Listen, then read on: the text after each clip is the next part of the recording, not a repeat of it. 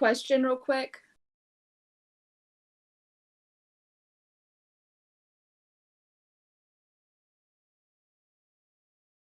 Yeah, sure. We're just going live, but okay. It's great that not a lot of people. So my bird, I can either put him in the other room and he will scream more, but it will be quieter, or I can put him in the room with me and he will scream less, but it will be louder when I speak. Which one is better? I know neither are ideal, but That's the real. So it's a lesser of two evils. But if would he scream if I think it's he, she? Would they scream if you had them on your lap or something, or just petting them or something? yeah, so if he's with me, he's gonna scream a lot less, but if he does scream, it's gonna be super loud. If he's in the room. I guess just leave him there. We'll see how we go. If you think it's too much, just... I'll try to mute the microphone as much as possible as well. Sure. All right then. This is our last talk before Christmas, and welcome to the stream. Today's talk is going to be about incels, and I believe Richard wanted to start that one off. Is that okay, Richard? Yeah, that's fine. Okay then. Yeah, incel stands for involuntary celibate. So if you haven't been in a relationship or other stuff, then you're an incel, basically. Could you tell us a bit more about what it's like on a personal level? You know, give us your big spiel on it, you know. It hasn't been that bad, really. It's just, you learn to accept it, for the most part. But others haven't, so... So, what's the incel community like in general? It's okay. It's like, it's not an all-white thing. It's like a mixed bag. So you get like blacks, Asians, and stuff like that. So it's not all white guys. So yeah. So you want incel if you're like 5 foot, if you're short, like if you're like 5 foot something, or if you have like bad facial structure and stuff like that. So yeah. Okay, and I've had disabilities and being sexually abused are part of it as well. Yeah. If you're like autistic or have a learning disability, or if you have a disability in general, like in a wheelchair, you're an incel by default. That's awful harsh, don't you think? For the most part, because the way the standards in society with dating, it can be very shallow.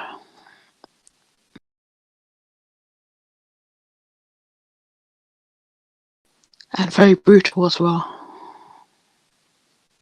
Okay, well, go ahead. I was just going to say, if anyone has any questions, please go ahead and ask. I do. So I watched all the videos that you posted. First of all, I'm really glad to talk to you, Richard. I am extremely interested in any sort of kind of niche subcultures. I'm super, super interested in them. I'm really excited to talk to you, and I did write down some questions. But, and I don't know if you're like, if you would like to start more before I start asking you any of your questions. Yeah, and most insults come from single mothers as well, so. Okay. Do you mind if I start asking you questions, or do you want to make do you have a kind of planned presentation first? I assumed you would. Nah, I just used my speech from last year, so I posted it in chat already. As my opening statement. So yeah. Yeah. Wait, so you mean the one that you posted last week, correct? Yeah. Okay, I do have a couple questions. I don't know if it's like too early to start though, and I really don't want you to feel like I'm coming off like aggressively at all with my questions. No, it's okay. Okay, let me scroll up to where I've made my notes. Okay,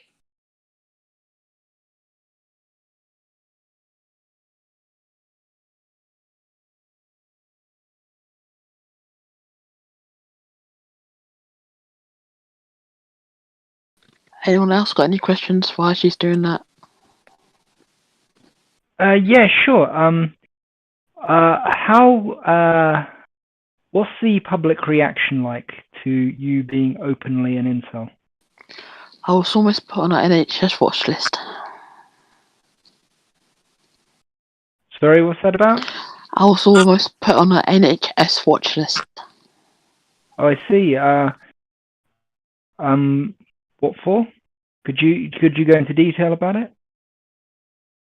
Because I said I was an incel, and the lady googled the word incel into Google, and she got worried. So she had to talk with my psychologist, and my psychologist said, "Don't worry about it, about him specifically." So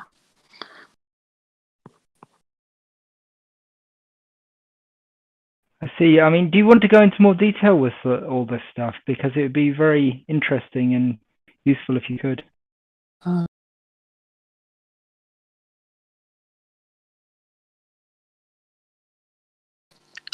yeah, I told somebody in the NHS that I was an incel, and then she googled it, and then she got really worried. Okay, so just a general sort of thing. That's all, really. Okay then. So, how do people react to you online? Do you get harassed for it? People believe okay. When I say I'm an incel, I just say that I'm black and disabled, and they leave me alone for the most part.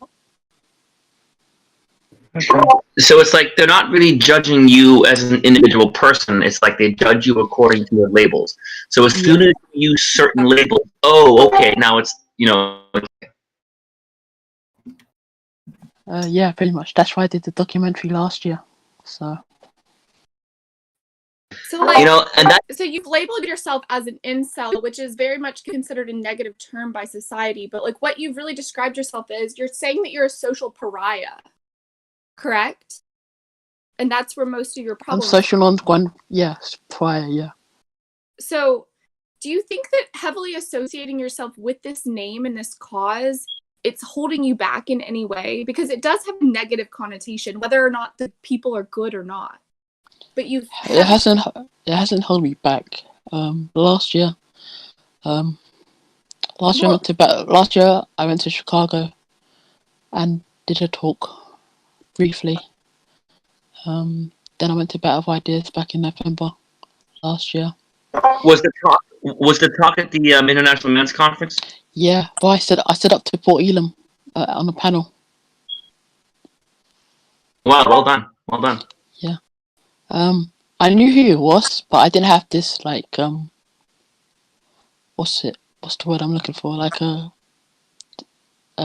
didn't have starry-eyed when I saw him.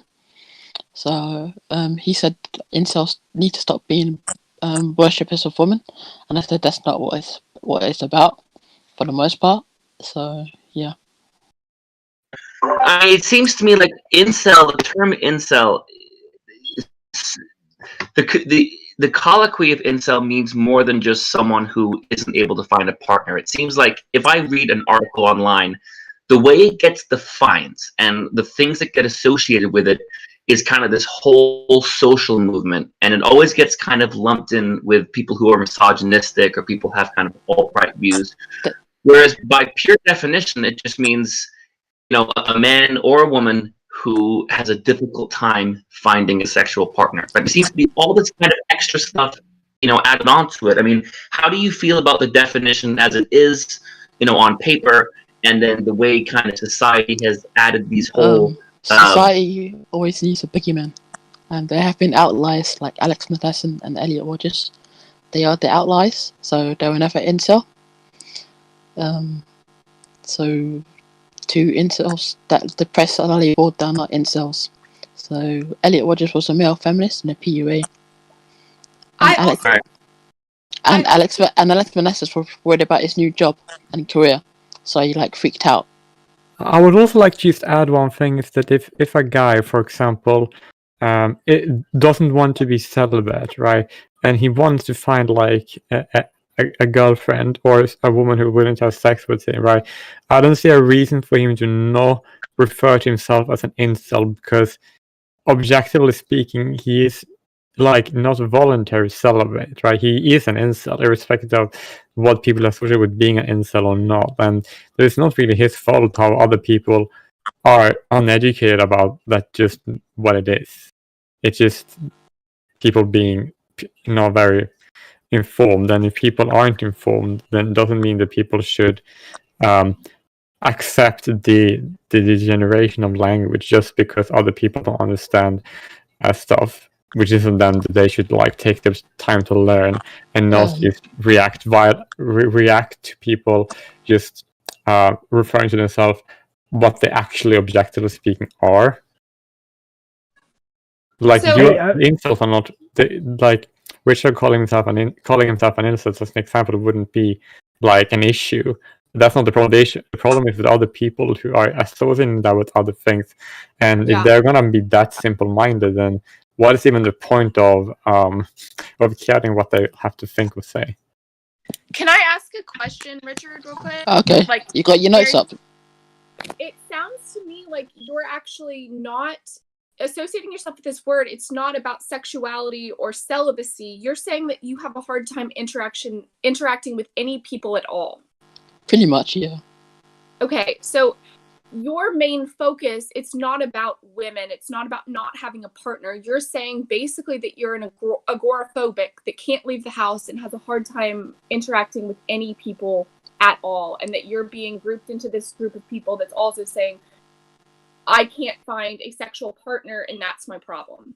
You're saying, And that, the videos, I thought that you were saying that that's the main problem most people in this group truly have. It's interaction. yeah, with all. social skills. So, social anxiety is a big problem in today's society, especially with men, and that doesn't get taken seriously. So, Okay. Do you think that the name is kind of a misnomer then, if that's your main concern? that's not my main concern. I just wanted to flip it to see if I could do the name, give it a good name, basically. What is your main concern with this problem? What's the thing that's holding you back the most and it's making you feel the least fulfilled in life? Nothing really. I got a short lifespan, so That doesn't matter. I mean, you still need to feel fulfilled every day. I Well, got no, to- I mean, if they have a shortened lifespan, to be fair, that might have a significant effect on their worldview and their plans and their goals and whatnot. So I would say it definitely matters. I don't have anything planned per se. I just go with it. So That's interesting because you very specifically said in some of the videos that you, I'm not going to use the word resent, but that you think that people that tell you just live your life, that is a very short-sighted thing. So what would your It's response be pretty- to that? it's pretty like I don't know. It's like a stupid way to look at things, I guess. So people tell me to go out and be yourself, which is a lie. Or people Yeah. tell me just to lift or go to the gym, which I can't do because No, I that's- don't because I got like loads of health issues and stuff. So people tell me to like just talk to women and stuff, and women are very cool to men, which I don't Well, find attractive. I also agree that that's very stupid advice to just go out and live. Like you need a purpose. You need more than just to be yourself. I agree that that's very short-sighted advice. Do you mind if I just add a little anecdote here? Go on. And that is that I actually recall that a lot of you that I can actually confirm your experience that a lot of women are pretty cold to men they don't find attractive, because I remember when I went to high school, is that a lot of women that I was wanted to get to know were usually very cold, but then when they found out I was gay, they became like much more friendlier. Yeah, that happens a lot as well. So like that's actually kind of very true in many ways. Of course not all, but most. So did you find that those girls mentioned how you being gay was something that they felt more comfortable with, or was a factor in why they started approaching you and talking to you more than before? Well, it was just because they saw that I was like interested in them, and they didn't want to give up signals because they weren't interesting back, I assume. Well, no, they made it clear they weren't interesting back, right? So they're all basically like very like restrictive and very like cold. They didn't want to like let me get too close to them, if that makes sense, right? But then when they found out I was gay, they were basically had no issue with me with that because I gonna give them like that they did it out of kindness because I think that they just didn't want me to be interested in them and then rejecting me, and then I feel sad. I think that's the reason why they were so distant initially, if that makes sense. But then I found out I was gay, so then I was like day and night. It was like, oh my god, you're gay, but that's fine. And then they were just like being some more friendly. I can see that. I mean, it's fair enough from one point of view. I mean, how many times, and I can tell you for me, this is in the millions, where a woman is very nice to you and she invites you to do something, or she invites you to lunch, or she talks to you a lot, she texts you a lot, and you're wondering in your mind, okay, is she doing this because she wants to be friends? Is she doing this because she thinks I'm an interesting person?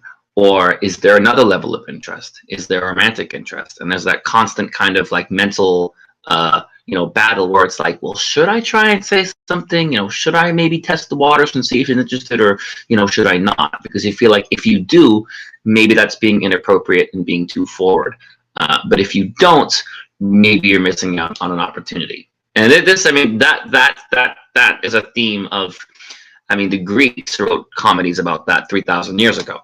That uncertainty. So that's a very kind of classic human ponderance that's been going on for a very long time. So, yeah. Yeah. Also, I have a lot of female friends anyway, so I just talk to them a lot for the most part. So. It's nice. I hope they support you. Yeah. I have one female friend that sees me like a brother, so that's good. That's pretty cool. One thing I would like to go back on, and I'm surprised that nobody else picked up on it, but Elliot Rogers was a feminist. Do you have? Yeah, he's no, he just the YouTube channels that he subscribed to was Young Turks, Anita Sarkeesian, and a whole bunch of other stuff. But his YouTube channel's been deleted. But did he actually like actively participate in conversations and comments supporting them, or was he just a subscriber? A lot of people subscribe to things just to kind of follow them, not because they agree with them. But he was like I'm subscribed to. He was like a failed. Sorry. I'm subscribed to radical black groups, to radical white groups, Democrats, Republicans, socialists, capital. I'm dozens of things just for the purpose of following them and learning what they're saying, not because I agree with them. So subscribing to something doesn't mean a whole lot. He was a failed PUA as well, so. That's interesting. But, he used to post on PUA hate. Even they told him to get help. Really? So, wow, that's why in a lot of his videos did he write about the things that like he's mad at women because he feels like he deserves women but could not? None, that he was a virgin and no one wanted him. Because women can spell crazy. Because what? Just because he was crazy? No, because women can smell crazy from a mile off. Well, I understand why no one would want him, and I understand that, I also understand that every movement has its outliers and that there are crazy people and you can't say that they're what the movement's about. But why do you think that he didn't consider himself a true incel? Because the label wasn't popular at the time. They labeled him as a MOA at first. I thought he did label himself as an incel. No, he didn't see himself as an incel. They labeled him as a MOA at first. In his video, he said that he was involuntarily celibate because no woman would accept him and he didn't understand why, and he wanted to punish all women. I watched his video not 2 hours ago. Yeah, that's what I remember too. Yeah. I remember very clearly he self-admitted. Mostly he attacked in this attack he attacked 8 men, and I think that was about it really. And he was like also the reason I don't think that he considered himself an incel, but I would say that saying that he was an incel wouldn't be that far fetched because he was like celibate, and it was that involuntarily. So like the objective like meaning of the term incel would apply to him. But it's also very important by if someone applying to him as an incel to not say that his personality or his being crazy is like the reason is something that is a trait that is shared with all or even most incels. It's actually quite rare among incels to be anything like that. But I would still be okay with like labeling him an incel, but because I know that's what an incel means. But as an incel, it does not imply any values or any idea. Like most people who would be considered incel probably were and didn't even call themselves incel because the word wasn't really something they knew about. And then referring to them as such retroactively would be accurate because incels have been around even since before we had a term for incel. 2009.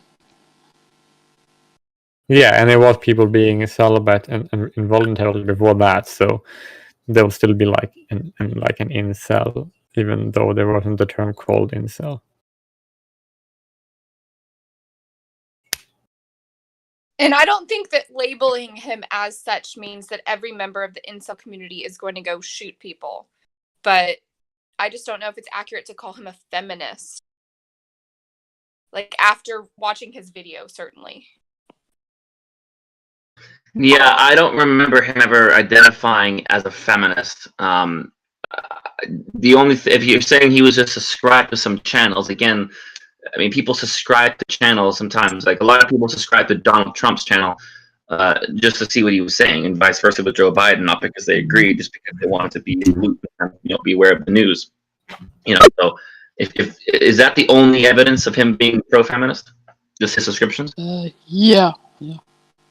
But I will also just add that just because like we know that he was like subscribed to like the Young Turks and even if you looked at most of his documents and his videos and his statements, they are not very political statements, to say the least. Like they're very apolitical in many ways, and we should not call things political when it's actually not always, when it's not by necessity political. Like his political views are actually, in my views, not very important, if I have to be completely honest with you, because what influenced his actions was him being crazy and the life situations and partially society, I would assume too, not like his ideology, if that makes sense. It's been, I don't know, it's been 6 or 7 years, I think, since I last watched any. 7 years ago, yeah. I don't really remember him talking a whole lot about politics or Obama or anything like that.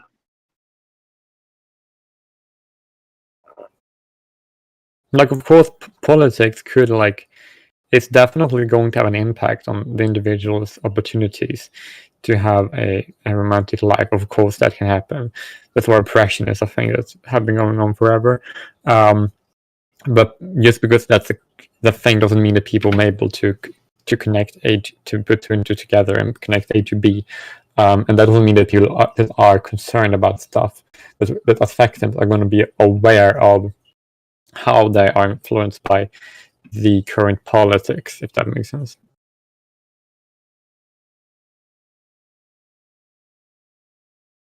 Richard, can I ask you one more thing? This is not any of my main questions. Your voice actually seems much more confident this week. Is there a reason for that? Not really. Okay, because you had mentioned in one of your videos that I watched that you have a problem speaking loudly, and sometimes on this channel you sound very timid, but you sound a little more confident in yourself and a little louder this week, and which I think is a good thing. I was just wondering if there's any reason for that. No reason. Okay, well, I'm glad that you sound a little confident.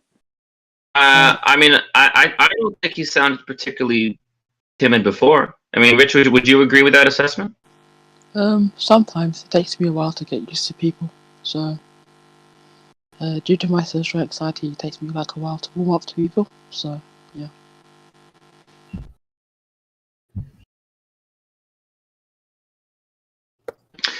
So I'm sorry, I missed the first intro minutes to this chat. Have we settled on a topic of debate? Is it incels and It's men's incels health? this week. Okay.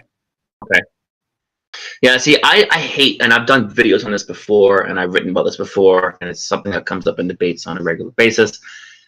This very unfair and like, untrue association with being an MRA is the same or similar or associated with being an incel. And it's this kind of connection that's been forced. And there have been so many media articles linking the two that incels and MRAs are almost kind of forced together by being told, oh, you're the same, you're in the same group. And so, of course, well, what do? We turn around and we defend ourselves. And now, based on having a common enemy or a common source of criticism, now it's almost like, well, they've forced us to be considered this one group, whereas it's complete nonsense because being an MRA is wholly independent than being an incel, and they shouldn't be seen as the same thing. And I don't like how I'm seeing this division between two very binary sides. Either you are on the side of pro men's rights, pro incel, pro right wing, pro conservative, or pro progressive, pro feminist, anti MRA, anti incel, as if it's two completely different sides of a coin. And it's much more nuanced than that. And I think an incel, if you take the pure definition in the dictionary, is someone who has a difficult time finding a sexual partner. But now it's like the definition has been twisted into, oh no, it's not just a person who can't find a partner, it's a right-wing male, mostly white person who has negative views towards feminism and would consider themselves more conservative. And that's what an incel is. Whereas the pure definition of an incel should mean someone that has a hard time finding a sexual partner or a girlfriend or boyfriend. And it's a very disingenuous way to have all of these additional facets tacked onto what an incel is. All this criteria, this political view, this social view, these are what incels are. And to me, the way the term is often described is a very invented term, when by pure definition, it's a person that can't find a sexual partner or a romantic partner. And now it's been twisted into almost more of a political term than just a definition of someone. I find it quite interesting because there's actually a few more groups that we're lumped into. It's that whole manosphere thing that I've been trying to disentangle on Wikipedia and have had no luck with. But we're lumped in with anti-feminists as well. And while most of us are anti-feminists, being an MRA isn't the same as being an anti-feminist, because you can try to combine the two things. They're not, you don't necessarily, you could be ambivalent about feminism. You can have no opinion on them. You can ignore them and still fight for homeless men and things like that. And, you can, all that sort of thing. If you're in Fathers for Justice are MRAs, but they don't really have, they at first anyway, they didn't have a thing to say about feminism. Yeah. I don't really think that, I mean, like you say, with Fathers for Justice, they may have started out as not being, but as soon as you start associating with that label and getting out there and looking into these issues, you have feminists coming at you and fighting against you with these issues. And I do find it incredible that anyone who calls themselves an MRA could not be an anti-feminist when they're faced with that. I didn't say it easy. So this is something that I've talked about before, and I think this is the cause of a lot of problems. Again, it's that kind of division where you're forced on this side or that side. Like, I agree with the dictionary definition of feminism. Like, when feminists say that feminism is about equality, I agree with that. And feminists say that, well, feminism wants to help men too. If that were true, that's great. And I've talked to many feminists who are legitimately decent people who do believe in equality. Some of them are kind of brainwashed by the stats that aren't quite true. Some of them believe feminist theory and rhetoric is not quite true. But there are feminists who agree with most of the things I would say as an MRA. At the same time, I think a lot of the political organizations and the lobbyist groups and the social media figures are narcissists who are using feminism and social justice to kind of give them a social status or a platform, which again is a tale as old as time. I mean, this has been happening for thousands of years. It's not unique to feminism, and it's not unique to today. So if you are a person who is a decent, well-meaning person, and you call yourself a feminist, and then you see all these people, MRAs, hating feminists and calling themselves anti-feminists, in your mind, you're going to think, oh, these guys must be against women's rights. These guys must be misogynistic because of the way they perceive it. What we need to kind of communicate is why we call ourselves anti-feminists, by giving specific quotes and examples of times where feminist organizations and feminist figures have said sexist remarks, have supported sexist laws, have supported bills that would discriminate against male victims of domestic violence. We were talking about the rape law in India recently, and I think, Ma, you were telling me there was another country that had a similar case where male victims of rape were not legally protected under the Constitution because feminists campaigned to have the law written in a gendered way. I just did that series on feminists in the UK who were campaigning to have domestic violence laws being gendered. Obviously, the Duluth model in the United States. Obviously, in Canada, the way that shelters for male victims were shut down and Earl Silverman was bullied into suicide. We're not against feminism in theory. We're against specific words and actions of specific feminist individuals and organizations. And unfortunately, they're very widespread and they have a lot of influence. So much so that a lot of regular, well-meaning people get brainwashed into that rhetoric and to that theory. That's kind of how I see it. But I just Well, want to actually- add this very important information is that the reason why a lot of feminist groups push for these sexist anti-male laws because they are applying the ideological principles of feminist theories, which the result of those are those laws. Like if someone believes in patriarchy theory, right, that every boy is raised to literally see all the women in his own family as like to oppress them, right? Then having a gendered rape law would make sense if feminist theories, like one cannot say that all these patriarchal theories are correct and then have an issue with the gendering of the laws, because the gendering of the law is based on those theory. And if you accept those theories being real, then you are literally legitimizing those theories' conclusions. Like if you accept the axiom, then then people use that axiom in their calculations. You can't just attack the answers, because the reason why the answer is incorrect is because the axiom is wrong.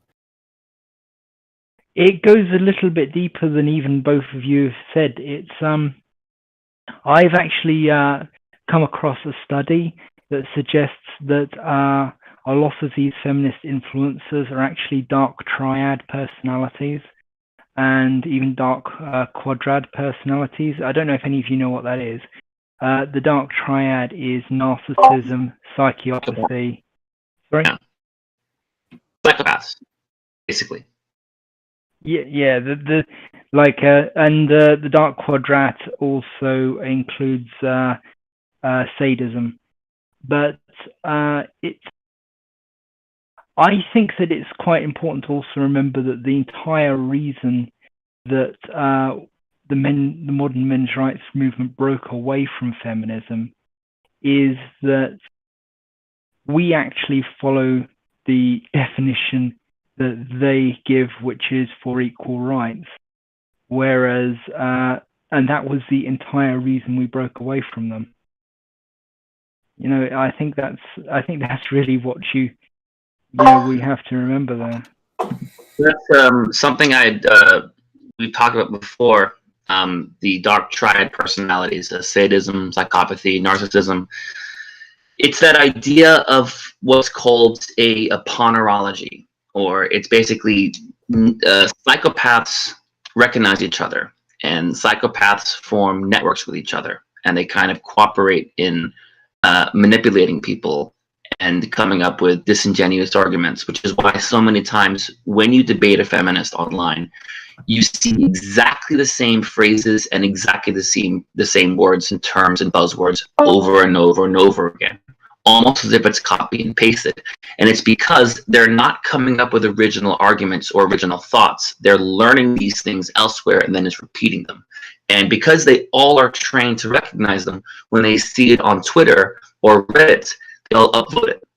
So that sentence gets 500, 1,000, 1,500 upvotes or retweets or likes, whatever it is. So then it looks true to someone who's scrolling through and sees the argument. They think, oh, if so many people agree with that, it must be true. It's manufactured. Basically, it's manufactured truth. But we also need to really question the intelligence of someone who generally believes that the popularity of a argument means the accuracy of the argument. I mean, if you want to start questioning the intelligence of the general population, you may not get very nice answers.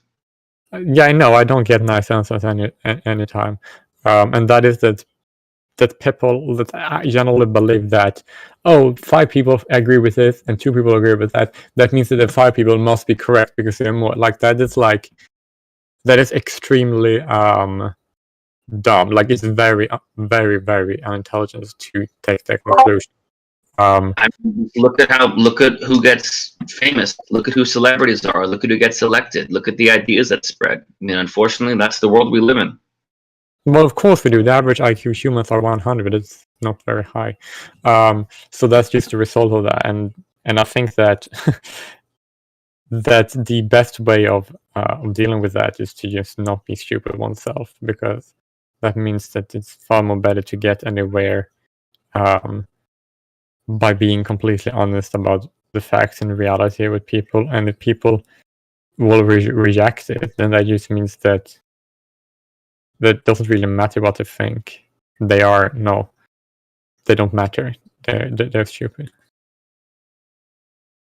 In discussing all of this stuff, you really have to separate feminism from equal rights. Current feminism is not about equal rights. Right now, it's about suppressing men so women can win.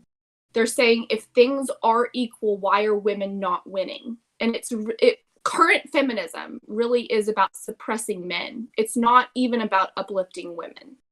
And that's the problem I have with it. Like, I consider I am, when we were talking about, men's rights activists can be feminists, I'm a first wave feminist. I believe that women can win just as much as men. And I think current feminism right now is just about suppressing men. So you have to completely separate it. It's nothing about equal rights. It's about how can we suppress men and keep them from winning.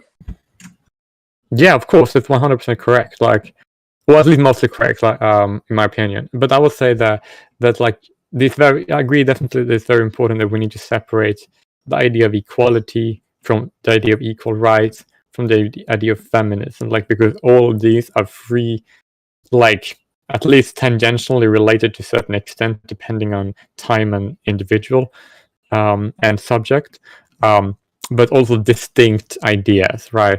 Like, personally speaking, I'm not in favor of neither feminism nor equality. Like, I don't like the principle of equality. That doesn't mean that I won't have any ideological overlapping with people who do share the degree of equality, and who also with some people to a certain extent who are feminists on other, like, when it comes to implication of certain policies. But it's very true that we need to separate the idea of equality from feminism specifically, and also the whole idea that a person must, like, be in favor of equality in order to be in favor of women's rights and men's rights. Exactly. I don't think that most of the people, like, on this forum are against women. I really don't.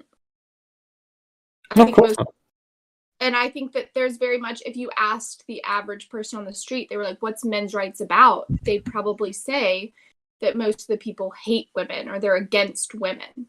And I don't think most people are. I'm really sure that's the average person on the street, because usually when I talk to people on the street about men's rights, they usually say like, oh, I don't actually know if there is any men's rights, but if there were any, then of course these rights should be addressed and they should have the rights that women have. If there were any, but I don't know. That's usually the average person's respond when they hear men's rights come up as a topic.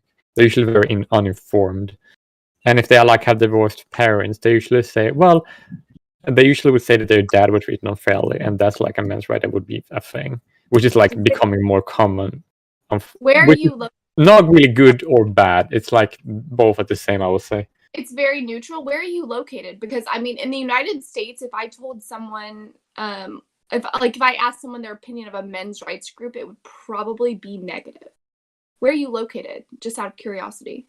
Oh, I usually don't tell you. I don't want to tell exact location on stream, but Okay, no, I understand that. I'm so sorry. I shouldn't have. That's very. I'm sorry. I didn't mean. I mean, can you tell me a country, maybe? oh, I can tell you the countries that I am usually living in as a result, and that would be I spend most of my time either in France, Sweden, or South Africa. Okay, I probably could have guessed that from your accent as well. Okay, well, in the United States, I think that the view is much more negative, honestly. Does anyone else, can I get anyone else's input? Okay, I will say that having lived in LA, I've noticed a shift in the last 2 years where I would overhear conversations like in the grocery store, in the sauna at the gym, just people who kind of get it. And so many guys have these conversations where they notice things like, how come like when my girlfriend's abusive or my friend's girlfriend's abusive, no one talks about it and it's funny? How come there's always so much hate against men in the media? How come, when we go to school, our teachers tell us, and I heard high school students tell us this. I mean, we get kids come to this server and say this kind of stuff. Our kids, our teachers say that boys are stupid. People are noticing it, but they feel like they're not allowed to say it. And I noticed something with the Black Lives Matter movement this summer and the George Floyd protests. People are kind of forced in this dichotomy where if you support social justice and if you're against racism, that also means you have to be pro-feminist because it's the same side. And if you're a black man, that means that feminism is your movement. But I heard a lot of people experiencing a kind of double think where it's like, yeah, but a lot of things that we hear feminists say is kind of messed up. Like, how come you're saying, Black Lives Matter, but then if a woman murders her black boyfriend, she should be treated leniently? I can actually explain that very thoroughly, and that is because, quite frankly and objectively speaking, Black Lives Matter is first and foremost an LGBT feminist organization. And that is very clear if you read everything on the website. A lot of black men, I know a lot of black guys I knew in LA, they said, obviously we agree with being against racism, that's obvious. There's a lot of feminist stuff and a lot of anti-men stuff that we just don't agree with. And they couldn't quite put their finger on it because most people are not aware of the men's rights movement. But a lot of guys who get involved in those kinds of progressive movements, and you see these posts on Men's Lib too, where guys are saying, I want to be a feminist, but I went to my college's feminist group and they have a lot of anti-male things going on. They say a lot of things that are very hostile to men.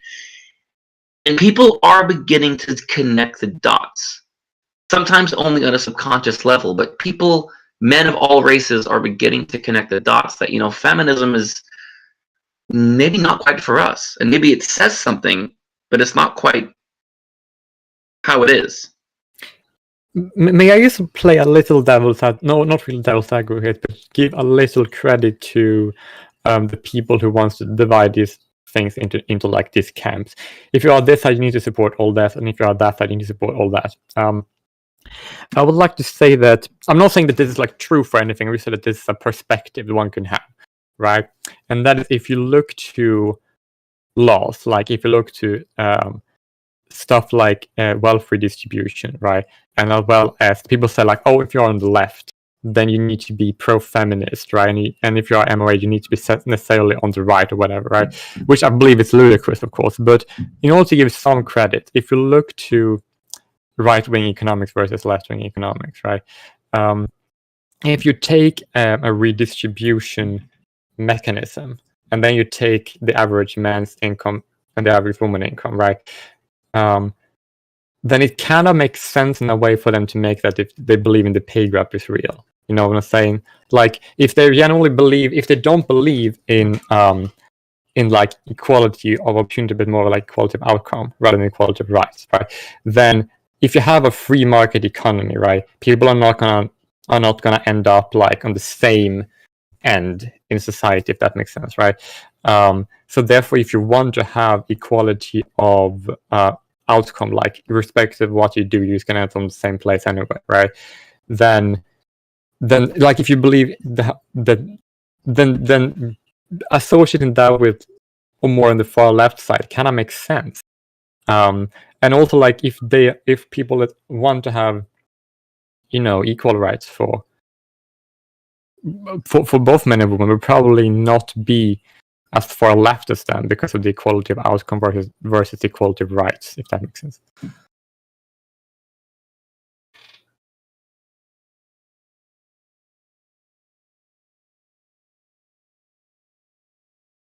I can understand that equality of outcome and quality of that, you know, you wanting everything to be fair so everyone gets the same stuff no matter what happens. But honestly, it's not actually a fair system because it means that the most lazy people on the planet get as much as the most hardworking and so on. And what the fairest thing to do is to give everyone equal opportunities, which is, I mean, I think that's why feminists don't even, modern feminists at least, don't even say equality anymore. They say equity. And I think what they mean is just everyone gets the same stuff. But it's basically equity is a way of them supporting separate but equal. So let's have a separate justice system for women where women are treated more leniently for the same crime because that's actually equal. So basically, it's going backwards. They went from fighting against separate from equal, now supporting it again, or saying, you know, there should be more scholarships for women. Laws for rape and domestic violence should be different for women. Conscription should be different for women. So when they say, already different. Of course it is. And feminists are the primary supporters of these differences. So that's what they mean, equality versus equity. It's just another buzzword. It's just another code name. It's just another linguistic manipulation. But not real manipulation, because they actually do have a point. Like if you, for example, say that you don't want equality of rights, you want equality of outcome, right? Then that sort of involves suppressing the people that are in many ways more productive. Like, and that is and the reason why they call all the opponents of the right wingers, because the view of a right wing economy is that you have what you're born with, and then you get to keep that, and then if you lose it, you lose it, and if you get more, you get more, but you don't get any help. If that makes sense. I think Kathleen wants to ask you more questions. So like the application on like calling the opponent right wing compared to them, it's not entirely unfounded. They do have like a leg to stand on, or maybe not a leg to stand, just basically lean on like a hill, if that makes sense. I think Kathleen wants to ask me more questions about being an incel.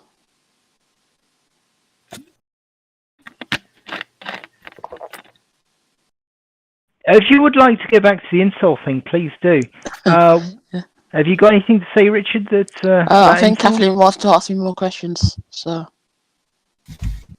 But no. So I really do not want to derail, like, because conversation flows in a very organic way. I don't want to take it away from that. But I was talking to Richard that if this was to be his discussion, I don't want it to be taken from him, and he needs to, step up and say, this is what I'm going to talk about as well. So I'm not, I'm not trying to derail the conversation of 10 people, though. No, Kathleen, I would say that the questions you asked earlier were very good questions. I think you've been prompting very good discussion. So I wouldn't worry about that. I don't think you've been derailing it at all. But no, I think that there was still a conversation going, but I want to make sure that Richard is not being kind of swept over, because this was his week to talk and we've been waiting for a couple weeks. So I just want to make sure that, the power of the conversation and everything doesn't just sweep over and erase what he meant to say for weeks. No, we still got another hour to go. I think we so. have a lot of time. I just want to say, like, if you had wanted to control this conversation, you had like a list of points you want to make. You square your shoulders now and say this is what the conversation is about. That's all. I just wanted to make the point that other conversation is not valid at all. I just think that it's been moved away. Well, these chats always flow. I mean, like you say, conversations always take kind of organic twists. But Richard, you were just saying that you wanted to make a point about something? Yeah, that most incels are autistic, and that doesn't get looked in enough. So they might have like autistic, or they might be on the spectrum, or they might have a learning difficulty, and that doesn't get looked in. Would you consider yourself on the spectrum? Have you been? Yeah, I've been diagnosed 3 times. Okay. So I have to be honest. When it comes to Asperger's and autism, I don't want to say anything that sounds untoward. I mean, the way I remember learning about autism growing up, you do not sound autistic to me. And I know the definition seems to be debated a lot, and there was a debate a few years ago about whether Asperger's is in fact a proper diagnosis or if it's just something else on the spectrum. I had delayed development when I was a kid, so. Okay, because the way you speak now, I mean, you sound like a. I don't want to use the word normal, but I mean, listening to the way you talk, I wouldn't think there was anything really notable. I mean, you sound like a totally kind of average guy just talking, to be honest with you. Yeah, I got a lot of health issues, so. To be honest, a lot of people say that about a lot of autistics. They don't sound autistic. Yeah. Asperger's is not really. Asperger's is autism, but we don't usually like being called Asperger's because Hans Asperger's was quite literally a Nazi. Yeah, you're right. But I also would like. No, Kathleen first, and I. Yeah, I would also disagree with that. I work with a cognitive behavioral therapist with children. I do not think that anything that anyone has said in this chat would make them not be eligible for that diagnosis. I think I could diagnose you all probably. Like, I'm not saying necessarily, but nothing would, prove that you all did not have that diagnosis. They can be very high functioning and still have problems in life. Like my psychology teacher, she even said that the term Asperger's is outdated because it's usually just referring to high functioning autism. Yes, it's always changing. It's mostly ASD now, so yeah, it's autism spectrum disorder, they call it. So, and also, people can sound very normal and still have a lot of challenges that you don't know about. This took a lot of work to do. For me to talk, so. I'm sure, and I'm really appreciative of that, Richard. And I also think that you sound much more confident this week. You're much less quiet. You sound less timid. And I think that's really important. I think that you do have a little bit of confidence, and you don't just have confidence in your voice. You have it in, your shoulders and your chest. You're putting your shoulders back and you're coming to talk. You were here very early for the discussion. I think that's very important and that we should recognize that. Also with the incel community, a lot of them are like really nice guys. So a lot of stuff we talk in the forums is just like I explained in the videos, like shit posting. So we don't really mean the stuff that we say. So. Oh, I'm sure, and every community has like its people that you could screenshot what they said, and it looks like it's a terrible group of people. So there's a couple of accounts on Twitter that do that. Expel Incels is one, and Incel Tears is one. And Takedown MOA is one as well. They screenshot the forum. They screenshot. Takedown. Oh god, Takedown is yeah. Such a scumbag. They screenshot the forum. Yeah. He screenshots the forum and takes it out of context. Takedown is pure garbage. And see, the thing is, Takedown, he's not wrong. He's lying. So he's not misunderstanding things. He's intentionally misrepresenting things. That just sounds like evil to me. Yeah. Be, This is the people at the Honey Badger Radio suggest that it might be 2 different people running the account, or a group of people running the account. So I thought that for a while.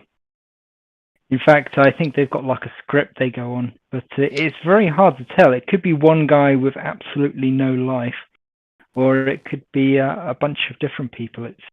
It's hard to tell. But he is a scumbag and he is a terrorist sympathizer. We've got the screenshots. We've got him admitting it. We've got He the tried chat to- archived. he tried to get the ICMI cancelled last year at the last minute. Sorry, who's this? Take down MOA.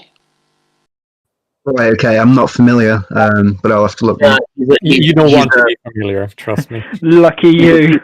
The Are Twitter you having, account. are, He's a are you Twitter- having a good day? Are you having a good day? Don't look him up. No, I'm going to he's do it. He's an anti-MRA Twitter account. He's friends with all the radical feminists on Twitter, like MRAZ, Clementine Ford. He's part of that whole. Randy Harper as well. He's also a friend of Satan when you're at it. And sorry, Quinn. But yeah. Yeah, also, incels sometimes they do go up to girls, but they get rejected so much they get so they like rant on the forums and stuff, so yeah.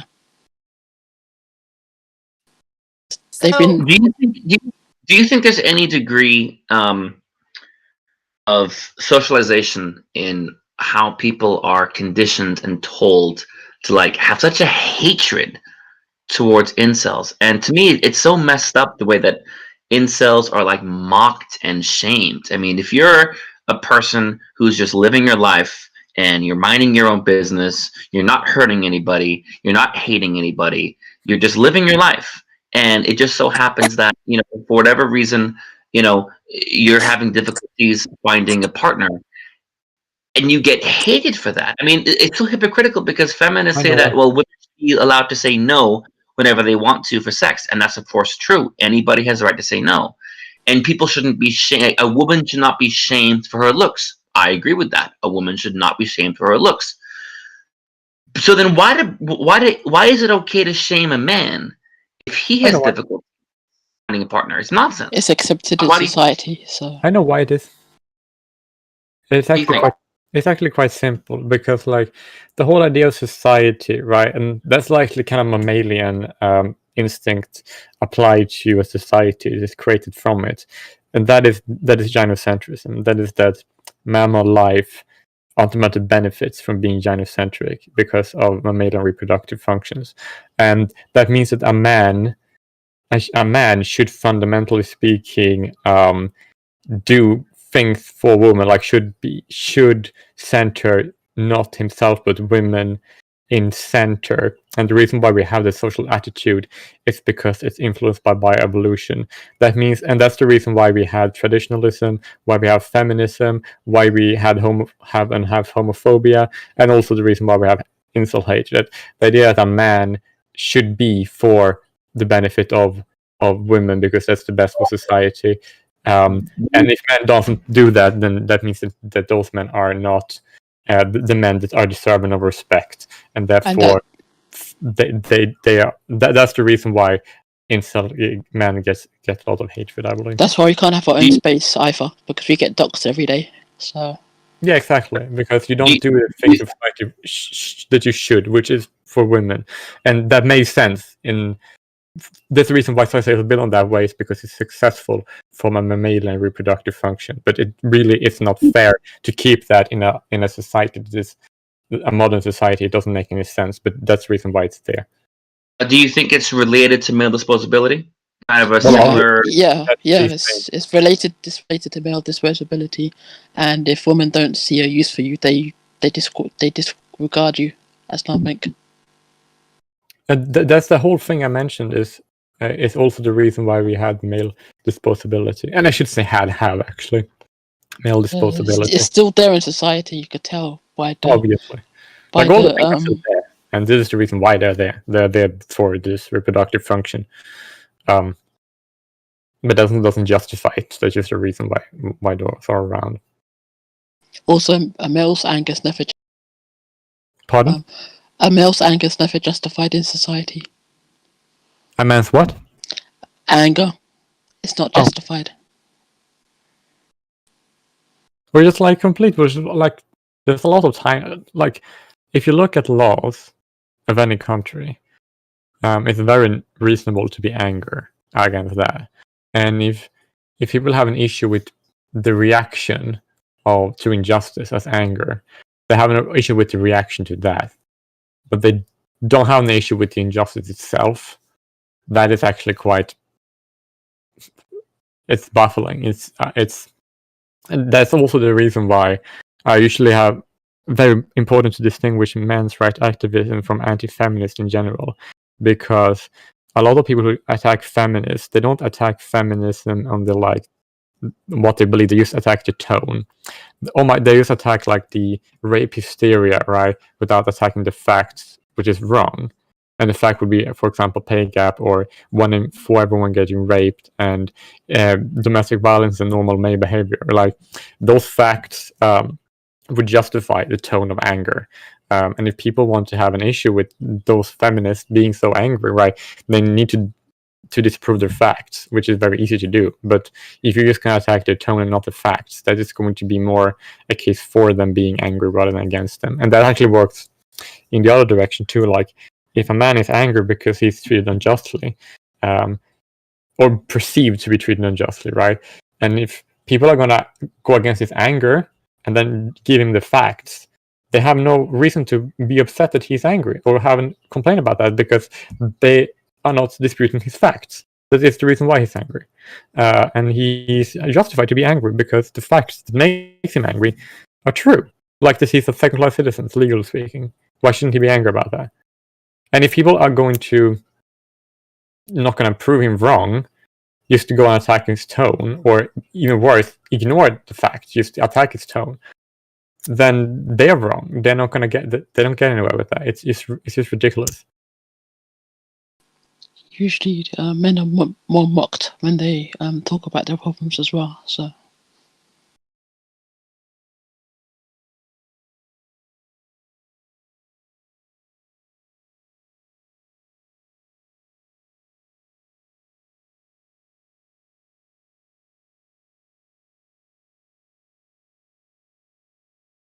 Well, I think it's like the attitude that people assume that men should be more stoic. Like, you have this issue, but you just have to. It's just something you have to deal with. It's just something that just deal with. Just do it. Like, just don't complain. Just try and act right. Where if a woman have the best, that's a wrong problem. We need to fix it. And I think that's the reason why people are ignoring or mocking male suffering, because they think that he should be able to take it. And that women being upset is something they are justified in being. And the reason why that is because of gynocentrism, because of the instinct of making sure that women are always all right. It's best for their survival. Well, I think it's deeper than that, actually. I think that a big part of the reason that men don't get, if you could mute your mic when you're not talking, that'd be good. If you don't, a big part of the reason that men don't get help is because men are supposed to be the ones doing the helping. So when you get these feminists and these activists and people saying, "Won't somebody do something?" what they mean is, "Won't some man do something?" And I think that's a big part of it. It's like the women and the children appeal to the men, but who do the men appeal to? They don't really have anyone to appeal to because they are the person being appealed to. It's like if you're the protector, who protects you? It's kind of you're the buck stops with men, basically. I mean, I just don't think there's many forms of support that men would want to engage with, because it doesn't carry like very practical solutions a lot of the time. So, for example, I don't think most men would engage with like talking therapy, but might engage with like Mentorships. like mentors, like going on long walks with people, like that kind of stuff.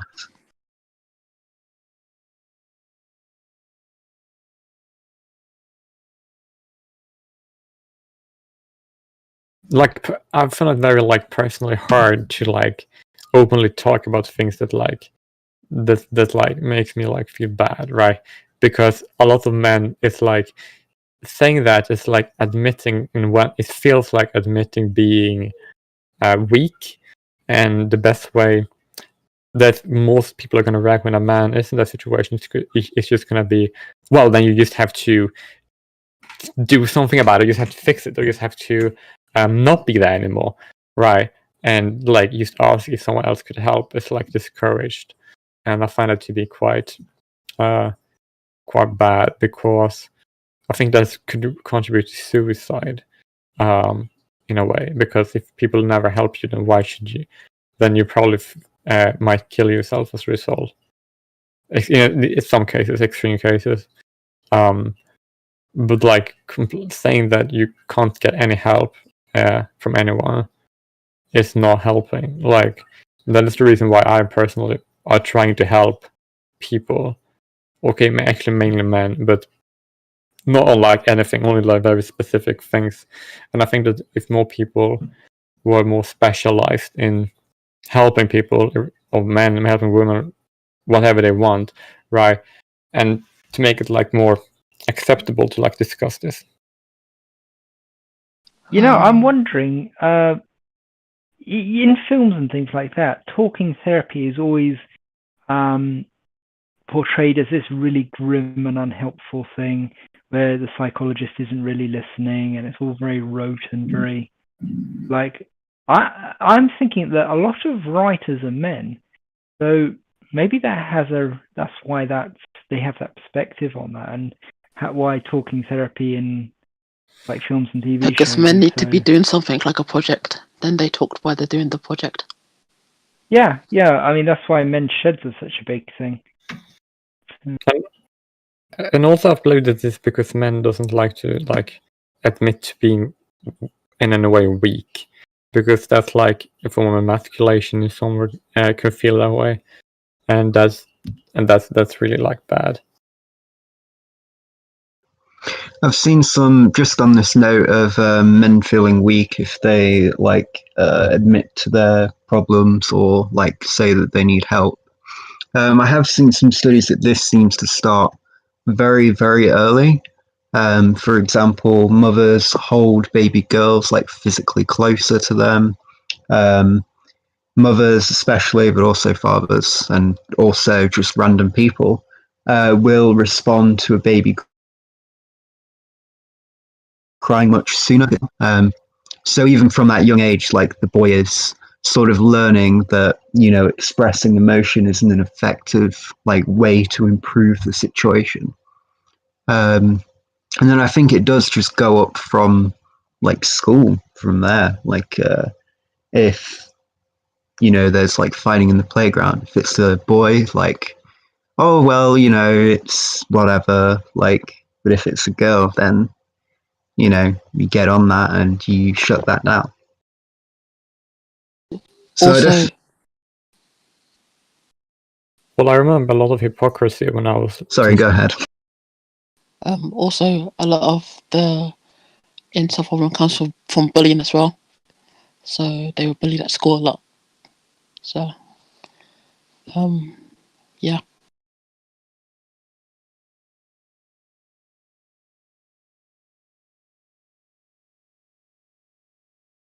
Yeah, I mean, I think that in recent times, especially, like in this last year, in sort of the online sphere, like we have seen a more sympathetic view towards themselves. Yeah. Like I we've think seen people. yeah, I think Kathleen wants to ask me more questions as well. Okay, So go ahead. Sure. Kathleen, you there? I'm here. You're really putting me on the spot, though. I mean, I'm not trying to.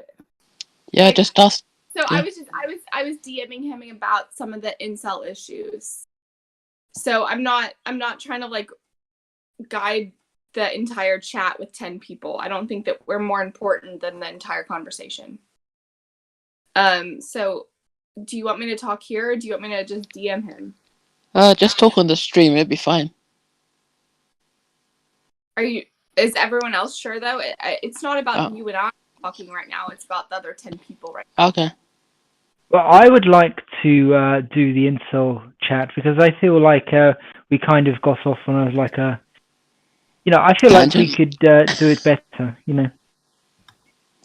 I think that the thing is, I think that there's some people that are very assertive and they're talking right now, and that the chat has just been guided in a different direction. I mean, it can be a personal chat though, about the incel.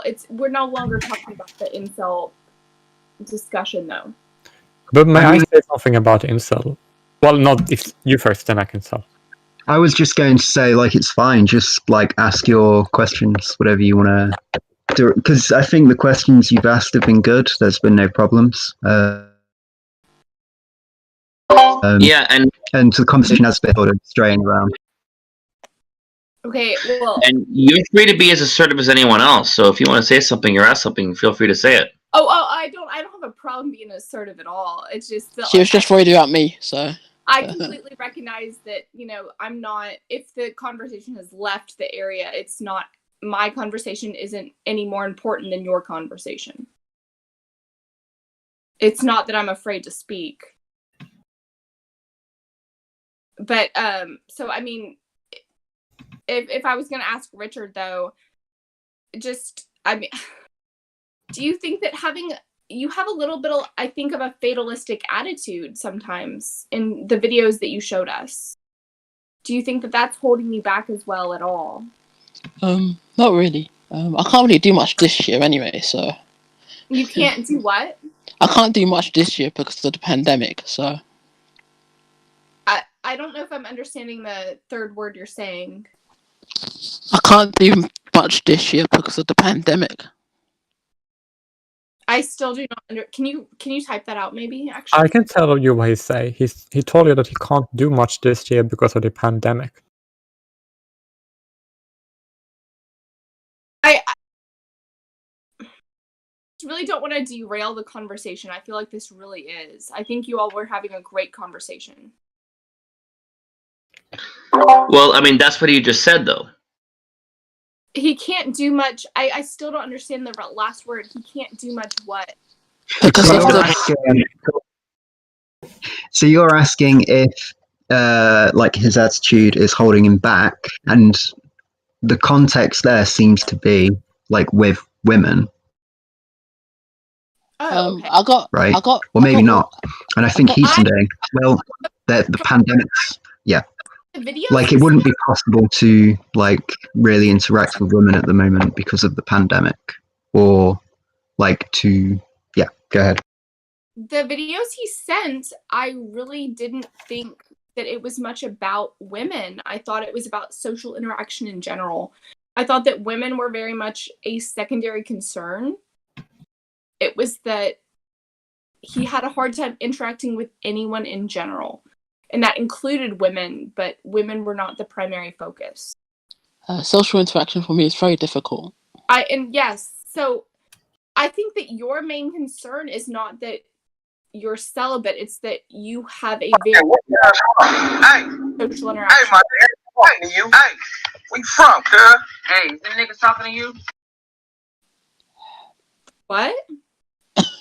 That was somebody in the chat. Okay. Well, I didn't quite catch that, but it sounds like they're having fun. There you go, another question, Kathleen. Oh. Yeah. Okay. May I use? Okay, Kathleen, you first, then I can say after you. Okay. So I had a couple questions, and you had said, so I watched all of your videos that you posted, and I actually watched a couple more that were linked to your name.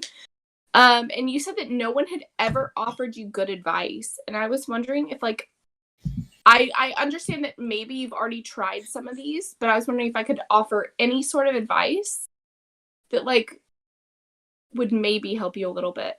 And I know we have a pandemic and all of that, but I was wondering if I could try. Okay. Okay. So, first of all, and I actually think you're doing much better with this, have you ever seen a speech pathologist? Because you spoke about not being able to speak loud enough. I went to a speech therapist for years, and I think being able to really enunciate your words and speak clearly is a great power, especially a social power. Yeah, when I was in my teens, I saw one of those. Yeah, I only had 6 sessions though, so.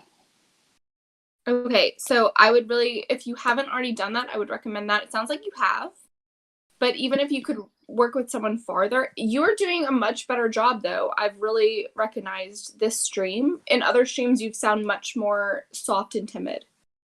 Okay. And I think that maybe like I really recognized in some of your videos, especially you were speaking, I forgot her name, the one woman you were directly interviewing with.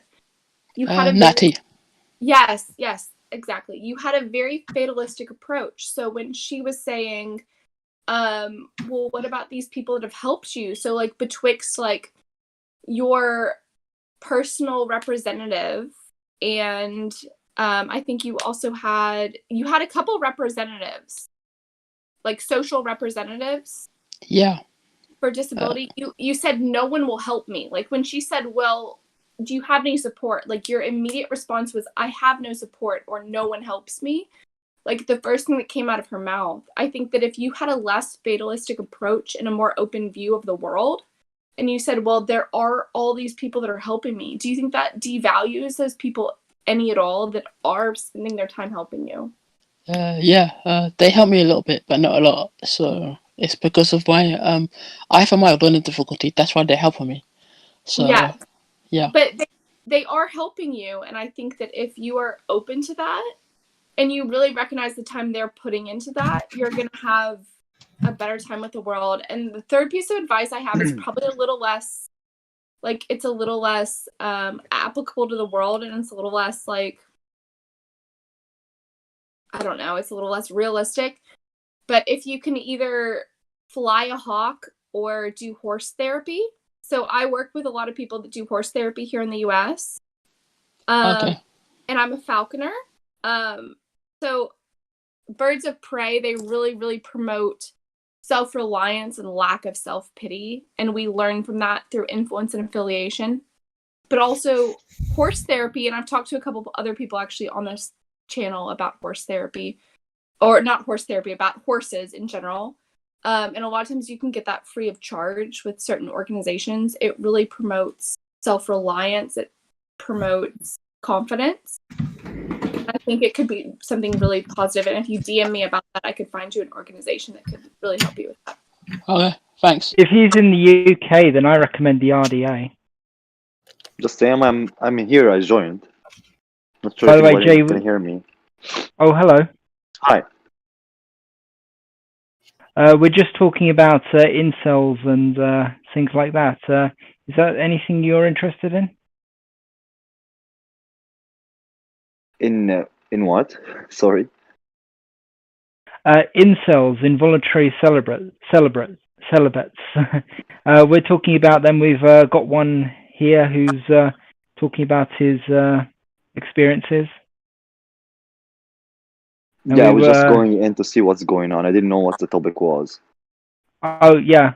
Yeah, we're just talking about them as a group, and he was explaining what they are and what they're about and things like that. By the way, guys, if you are on the chat and you're not talking, please do mute your mics because we're getting lots of feedback and stuff. Oh yeah, I was just unmuting because I wanted to say something about incels. And that's like, before we had like these misconceptions about people, how that people say that incels are like these, the thing Blue Orange mentioned, that people want to like say that, oh, the incel is like these, like similar to men's rights, like it's like in the same camp as men's rights, as well as incels being the same camp as like conservatives or right wingers, which I find to be very, very ridiculous in many ways. Because if you really like thought incel like valuing like sex, right? Isn't that very antithetical to a lot of traditionalist opinions that sex is something casual rather than a marital thing? And to associate like incels with like trad cons is like very, very like inaccurate, because the view that a man who's incel wants to have sex is someone related to a traditionalist who don't want sex before marriage. It's like a contradiction. It's like very oppositional mindsets in many ways. Incels don't like tradcons that much, so. Which is my point exactly. So that makes sense. You got enough of question, Kathleen, or was that it?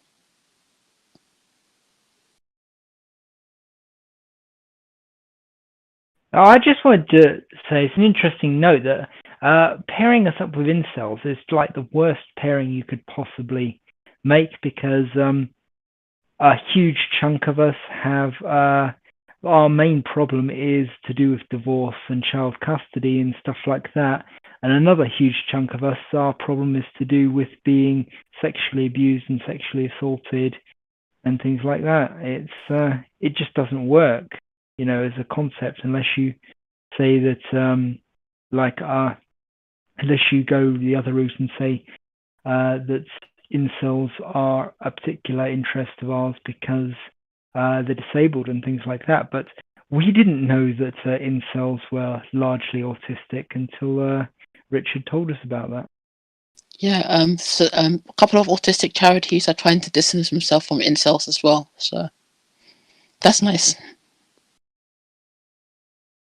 And also, like, it makes perfect sense that to divide MRA from incels, because actually the main person, if I talk to a person, this to answer the question Kathleen asked earlier, but like more consistently, that would be that if people talk about men's rights, then child custody laws, it's usually one of the most approachable topic that most normies would say it's like a legitimate men's right issue that they actually know about, that they could like, that it's a very like approachable topic to normies, at least based on my experience, because it's like not really a secret in most societies. Most normies don't see like incels as a men's rights thing anyway. Well, they see it as a men's rights, but they don't see it as a problem. So. Right, then that makes sense. It's kind of good that you have that, and like the conflation are usually not coming from normies or people that are men's rights activists, nor from incels. It's usually coming from opponents of people that are opposed to traditionalism. They're opposed to incels and men's rights, and just because a lot of people who tend to like homogenize their opponents, like if people can see different groups that they're opposed to, and then basically want to cast them as the same thing. And that's the reason why we see so many people say like, oh, that they hate Republicans and TERFs, and they say that they are like the same thing, which is like very ridiculous. But not to them, because opposition becomes the same because it's not part of the in-group, then the out-group becomes homogenized and projected as an in-group. And I think that's another example which is similar to the idea people say, oh, MRAs, Tradcons, and incels are just the same. Because like they are homogenizing the out groups. MMAs are not tradcons though, so. Pardon? MMAs are not tradcons. I know, for the most part, yeah. But people who are opposed to all these things, right? They don't see a difference between their opponents because their opponents are opposed to them. So if someone is a TERF, for example, or a Tradcon, or an incel, or like or a Republican, they will just say, oh my god, this is a bunch of MRAs. And they just put all these groups like as the same thing because it's what they don't like. They just say, all these people that I don't like, and they put alt-right in there too, right? They just say, these are things I don't like, so this must be the same because I don't like it. And that's the reason why they do it, even though the connection is not non-existent. It's just because they are opposed to all these different groups that many of them I don't like either, by the way. They say that they are the same because they are opposed to what they themselves believe, if that makes sense. Yeah, I think Kathleen wants to try to say something again. So. No. I don't have anything right this second to interact. It's the conversation is a little different. It's okay. I'm good. I promise.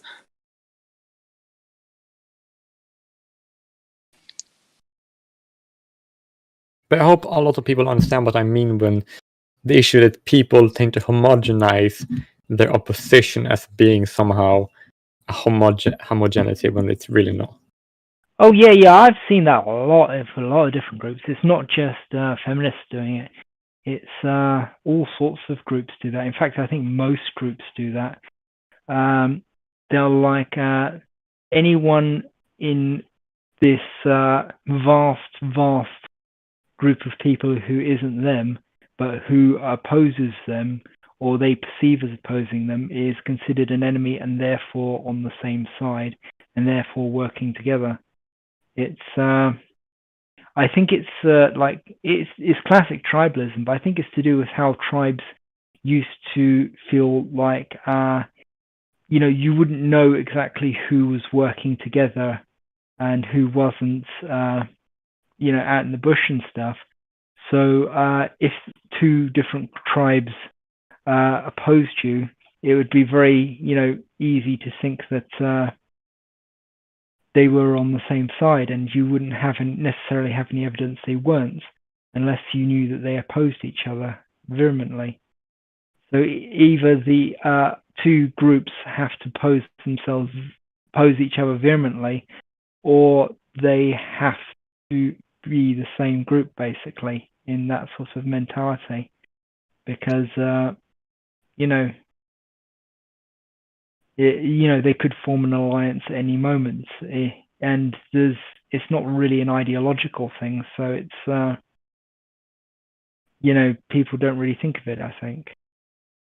And I It do seems like I was going to say it seems like they do have some level of understanding of the different ideals of each group when I talk with a lot of people online. But it seems that they believe that there's a massive overlap between things like incel and MRA when there just doesn't seem to be much of an overlap.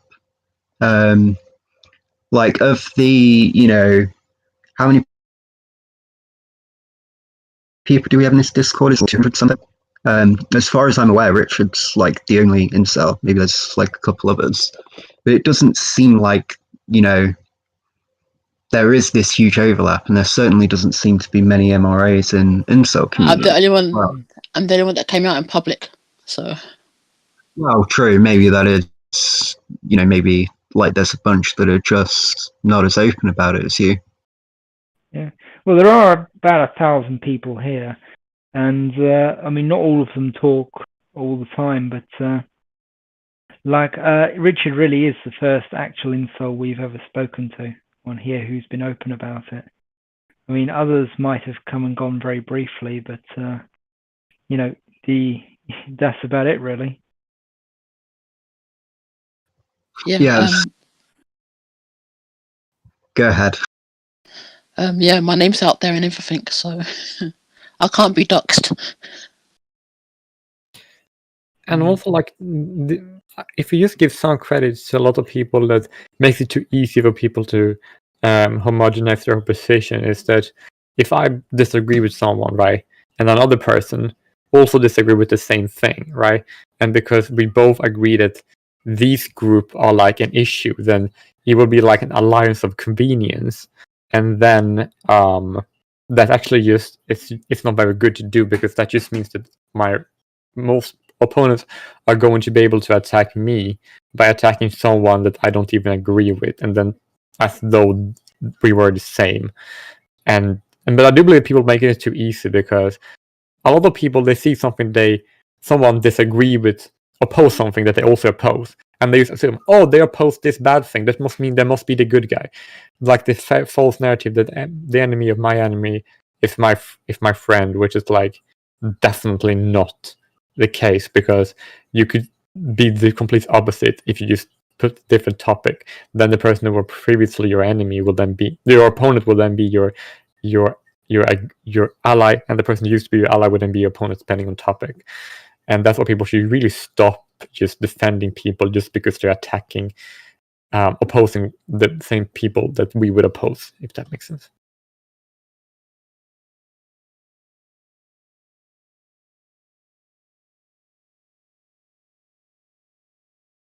Yeah, I mean, there's a lot of people on here who are ideologically opposed on a whole variety of different topics.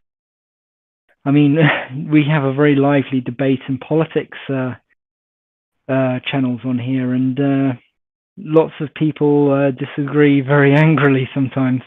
But it's been quite good, actually. You know, a lot of these debates have been very fruitful and very interesting. That you know, I think that men's rights is really the only thing we all agree on as a group. I would agree with that. We seem to be a very apolitical movement generally. We only seem to agree, as you said, on things like split custody and, you know, making rape laws equal and all that kind of stuff.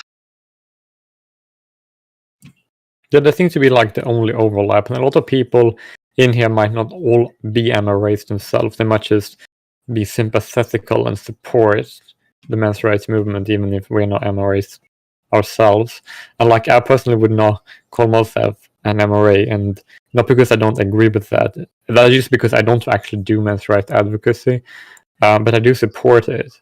And the main reason, another reason why I would not be an MRA myself, is because I have a like to say very controversial things, and I have my own opinion very strongly on many topics.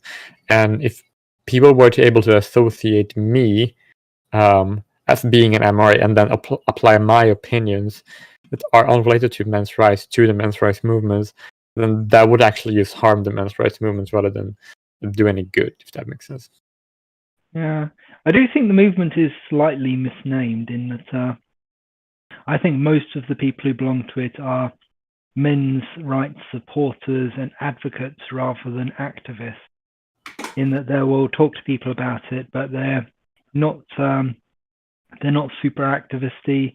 They don't go to protests, most of them, and stuff like that. Although if there is a big protest, you can rally quite a lot of us. It's I do think that we, you know, thinking about the name would probably have been a great idea before it became so prolific, but it was not much we can feminism do that now. gave them the name. So Sorry, what? it was feminists that gave them the name MOAs. So Oh, really? yeah, I didn't know that. Hannah was talking about it like a while back. Well, maybe we should pick our own name then. I mean, we don't have to be bound by what they say. I mean, like, if a person is advocating for men having like human rights that are currently reserved for women when it comes to legality, then that person would, objectively speaking, be a men's rights advocate. And to say that, so if I were, or anybody were to do that, not calling oneself an MRA or a men's rights advocate would be weird, because why would I say, oh, I'm going to advocate for the rights of men, but I'm not someone who advocates for the rights of men? Would be what that would be saying, that, and that would be very nonsensical. Like, I mean, for example, I was going to have like speeches in schools and stuff about why circumcision and all forms of genital mutilation is like should be criminalized because it's bad, right? Like, that would objectively just make me an activist, because I was an activist for people not being mutilated, and if you do that activism, you are an activist. Like, objectively speaking, if somebody were to go and do several activism work for the rights of men, like go to protest about it and also like do a lot of speeches, and try to change laws, then there will be a men's rights activist, because there will be an activist who advocate for the rights of men. It's like, so I basically just be honest with the language, and that's what I'm always being when I'm describing myself ideologically and politically. I understand what you mean. I mean, I just feel like a lot of people, there are quite a few people who are like, they agree that men's rights should be, you know, championed, but they don't do a lot of championing themselves. They're more sort of like interested in the news about it and stuff like that. but they don't put up posters and things. I mean, that's why I call them advocates instead of activists, in that they will talk to people about it, but it's person-to-person, small-scale stuff rather than grouping together and charging down the Houses of Parliament and stuff like that. Well, of course, like the men's rights advocates are like a different category than a men's rights activist, because, well, objectively speaking, they're referring to different, like an advocacy doesn't have to be activism, but activism is like almost a form of advocacy. And if somebody isn't an activist, then referring to themselves as a men's rights advocate would just be more honest, and they should definitely do that. Well, I mean, it's splitting hairs, it's semantics, I think. But, okay, does anyone else want to question Richard about incels? Yeah, do you feel that the public perception of incels has become more sympathetic in the last year or so?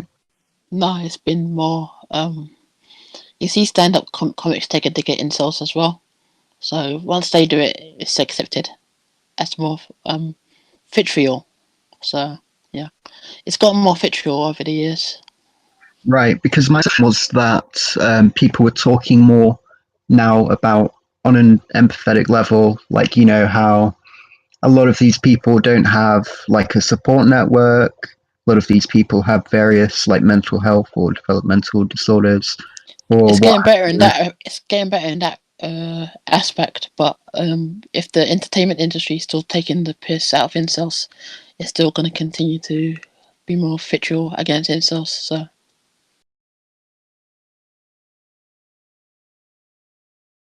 May I have an incel question to Caitlin? Like, I have that, if I may ask. I just want to know if... I think she's still on mute. Ask. Just ask the question. Are you speaking to me? Yeah. Okay, yeah. I just wonder, because you basically talk about lots of the therapy stuff that might not be related or not. But I was wondering, right, because if people like me and other people that would be incel, right, who have like really problems with getting physical contact with people, and if you don't have physical contact with humans that would be attractive to you, right, for like a really long time, and that can actually be very harmful and for like mental health. So I wondered if you like have any insight about that. Okay, so most of the things I was talking about with the horse therapy and even flying birds. So I'm a falconer, so flying birds of prey, that's a very kind of niche thing that I think is very therapeutic, but it's not common. With the horse therapy though, I'm talking about personal confidence. Having a horse respond to you, a lot of times it can really help people with confidence in social interaction. I don't know if it's about confidence in physical interaction. Can you like kind of elaborate on what you're asking me? Oh yeah, I can do that. I just wanted to know. I was being a bit of a vague there, but I can clarify. I mean, like, if people have like emotional and physical mental issues because they don't have physical contact with other humans. Yeah. Because like that is objectively harmful for a human. Well, it's deadly for small children, but it's also harmful for adults. And I don't know what should a person do if they find himself in that situation. So I think first of all, you would probably want to talk to some sort of therapist. But I sold saddles for years in a horse shop, in a equestrian shop.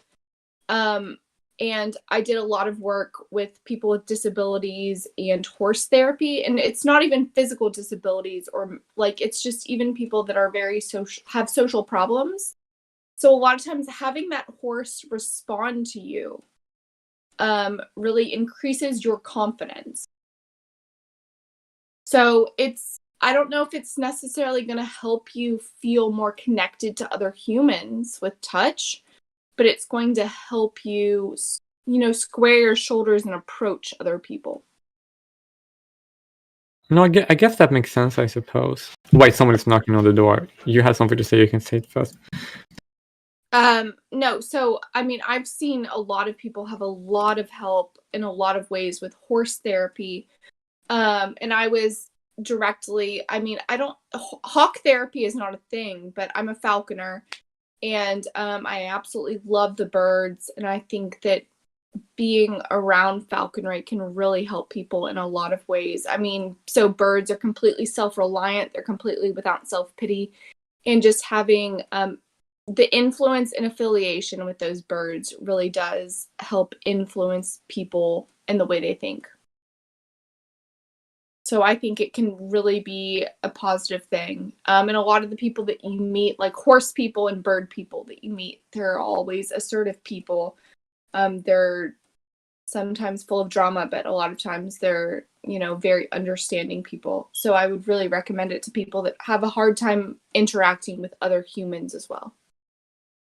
Horses are quite huge animals, and at those sort of riding places, you can lead them round as well and look after them and brush them down and things. So you get to know the horse, and they get to know you, and they get to trust you, and it's exactly. Same with the hawks, I'm sure. We spoke the other day about horses. So the humans can really talk about it too. I mean, they're amazing animals. They're amazing therapy animals, and there's a lot of free programs out there in the United States and abroad.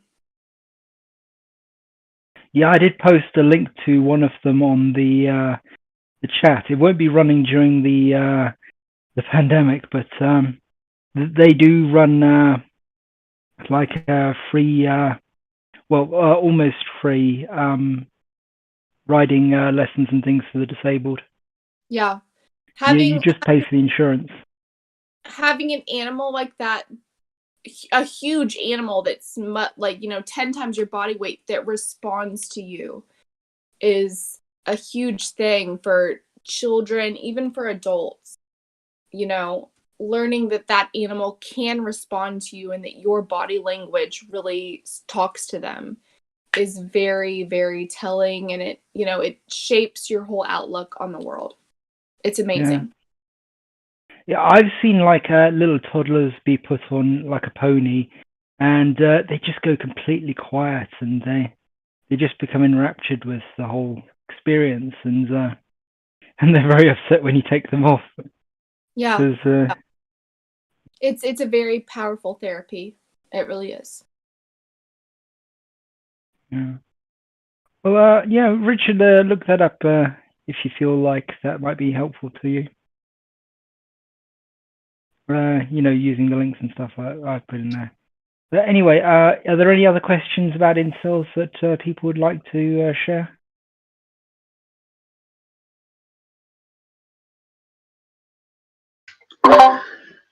I've always thought that there might be a problem with gender roles that incels suffer with, particularly that it seems like the only way to get emotional intimacy, if you're a man, is from a woman.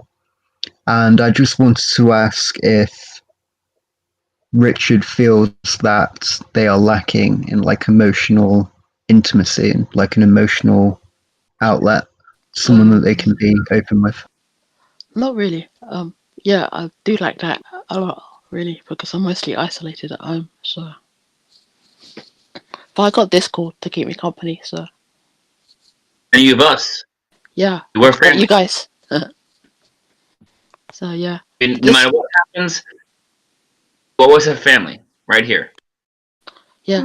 Discord has been a lifesaver for me during the pandemic, so yeah. How self-imposed is that, though? If you open yourself to the world and you are less fatalistic, would the world welcome you more? Probably not.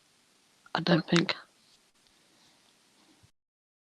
It's not really self-imposed, really. It's just I can't don't really like going outside that much anyway. So. Yeah, I get that. Some people really have problems with that. Now, it seems that incels are mostly associated with men, and the stereotype of the incel is a male. Why do you think that is? This is open to everybody. Because men And then usually after, have. I have to go to work, so I have to run after this. But how come you guys think that being an incel is seen as being a man? Why is it a male thing? At least in perception. Because usually men have a difficult time socializing and understanding social interactions. So. I mean, I would go further and say that only men are looked down upon if they're not having only men conceive of them not having sex as a problem, generally speaking, broadly speaking. So I think they're much more likely to align themselves with a social group, social movement to express their frustration with that than a woman who's not having sex, which is just sort of viewed as like a normal. That's her choice. Yeah. So if a woman's not having any, that's her choice, and if a man's not any, that's not his choice. So he can't get selected. Yeah, it comes down to the sort of tokenism in dating. I think there's all of that, where it's the whole lock and key theory, rearing its ugly head, I think. I had an interesting theory a little while ago that said that not the outlier feminists who are like the equality feminists and that, but the hardcore militant ones are actually the female equivalent of incels. The ones who the sort, the Trigglypuff variety. So it just seems like an interesting theory that I was wondering if everyone thought about it. They get it's the opposite. They can get laid, but they can't be in a relationship. So they just can't get the commitment out of the guy. Yeah, that's possibly. I mean, I don't know. See what anyone else thinks. I think that they hear constantly about a lot of experiences that women have had that are quite horrible, and they become very closed off and to accept or have differing conversations and that. And they feel very self-righteous, so they just it perpetuates itself, really.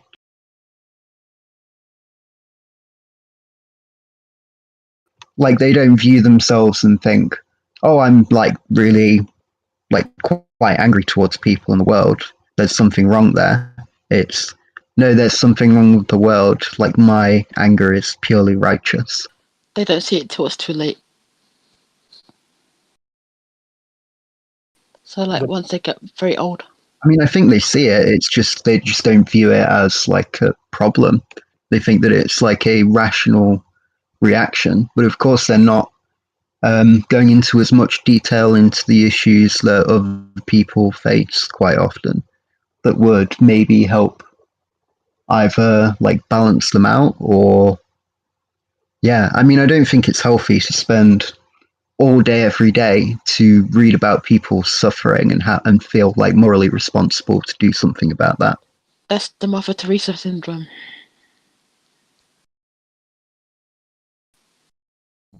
I mean, the reason why some of these people might get so angry and then think they're justified and rational in that, usually it's because, in a way, they are justified and rational. And that is because the facts are wrong. They believe the facts they believe in factors are falsehoods, right? But the reaction they have to what they believe is completely rational. If you genuinely believe that all women were discriminated against when it comes to the work, and that 1 in 3 women were raped, and that then being angry all the time kind of makes sense. It's very logical to be that way, and the only way for to really disprove their claims as being wrong would be to show them that their facts are wrong. And that's the main issue. And people don't address the facts, just go for the tone. And if you go for the tone when they still believe those facts that are wrong, then you're not gonna then they're not gonna change their mind. There's not gonna be a reason for them to change their mind, because based on the facts they believe, then they are justified in thinking what they're doing. But their facts are wrong, so just prove that, and then we can get somewhere. I think a big part of it is that they're taught to be terrified of men, and so any attempt to dissuade them of that, they see as an attempt to trick them into thinking that men aren't out to get them.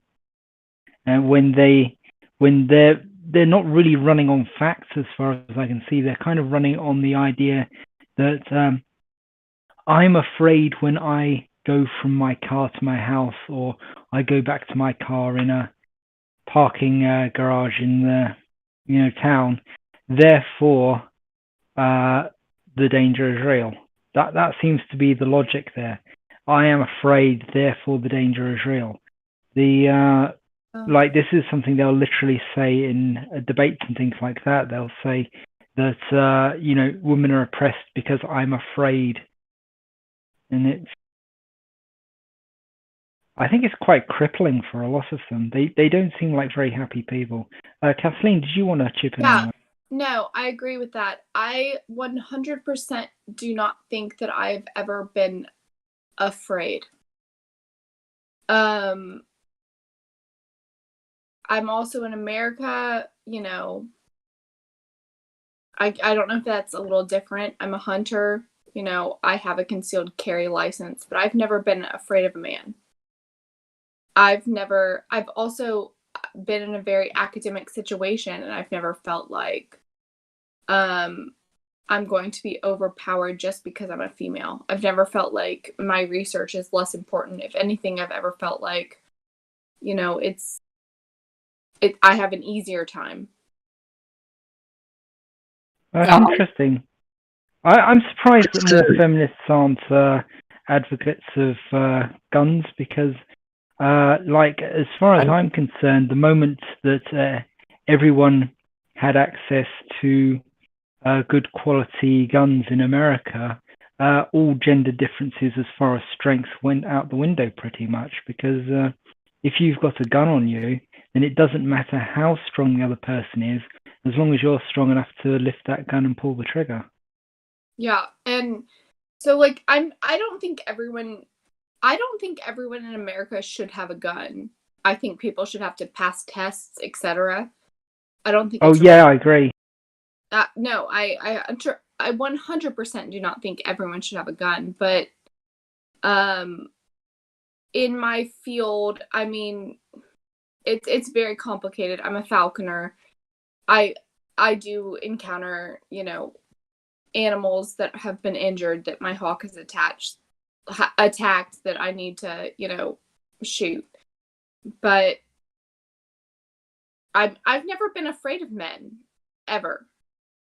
Yeah, I just want to chip in on that. The type of men and the type of women that get victimized are typically not very assertive, like strong women. It's very typical for predators to kind of test the waters. So, for example, if you're in a club and they grind on someone and maybe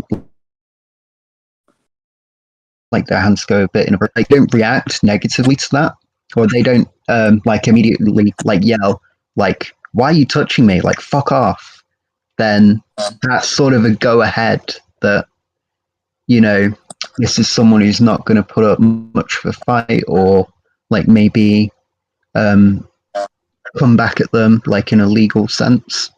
So for sure, I think that you're much less likely to experience victimization than that very much may be part of the problem. I mean, people who are. If I'm honest, I'm a beautiful blonde. I have very large breasts, and I've never had anyone treat me like I'm stupid. I've never had anyone treat me like I'm a victim. I've never had anyone treat me, like they can treat me like that. ever. You know, I pin my shoulders back, and that's how I present myself. And I've Sure, and I think that wards off a lot of predators that I would just like to ask may otherwise go after you. this something I basically should think be the reason why you don't feel like you're afraid of, as a victim, right? I do believe that because humans are a predator species, right? And when you have predator species like out in the open, then humans and others, right? They tend to be very not afraid because they are the hunter. They are not like the victim, the prey, right? So they usually don't have a reason to feel as though they are danger. But if you take like a predatory animal species, right, and then you raise them in captivity, right, I think the risk of them being more afraid is gonna be elevated because they're not in the natural environment. And I actually would say that when you're being a falconer and a hunter, you are actually more in your natural environment compared to most humans today. And I think that's the reason why you feel how humans should feel, because you're not afraid in the same regards as these other people are. And I think the reason why feminists don't want women to have guns is because they want those women to not be in the natural environment of a human. They want those women to be afraid, right? Oh, sure. So therefore, so that they can get more influence and power at the expense of the women. They assume that women are very wilting creatures, and they are, going to submit. And I'm never going to be like that, That's what they assume women are. Yeah, it's like a lot of these. I've seen interview clips where people are talking to BLM people, like white BLM people and stuff like that, and a couple of studies that back this up as well, saying that these really, really pro-racial equality people, like these SJWs, not the pro-racial equality people, but the SJW racial people, they're very racist. Like they treat black people as much stupider than them. They dumb down what they're saying when they're talking to them. They don't believe that they can do things for themselves. They believe that black people need white people to act as saviors for them and stuff like that. No, 100%. Every single person I've heard that is super feminist, front wave. Are we on the fourth wave feminism? What are we on? They all think that women are too weak to face any man right now. They think that they cannot pin their shoulders back and face a man. Absolutely. That's from that sort of thinking is like battered women syndrome and stuff like that. I think this is why that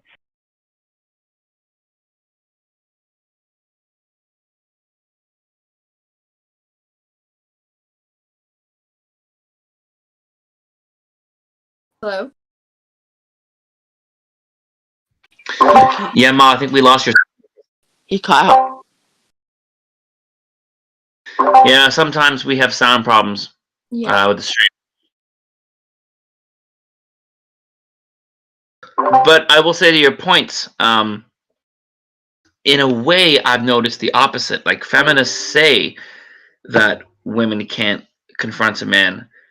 But what I've noticed in public is that women's almost seem more confident in confrontation because they feel like socially they're more allowed to be confrontational to a man, and vice versa. I agree with that 100%. I do. It's I could confront a man so much easier and never be chastised for that. And that's even true to the point of violence. I'm not sure if you saw what happened to me back in July. I basically was assaulted and stabbed by a woman. And it was the same thing. People in my neighborhood still took her side, or at least some people did. I didn't see that, but I completely believe it. I do. That makes sense, but it's horrible. I can't even imagine living in a neighborhood like that. It must be living in hell.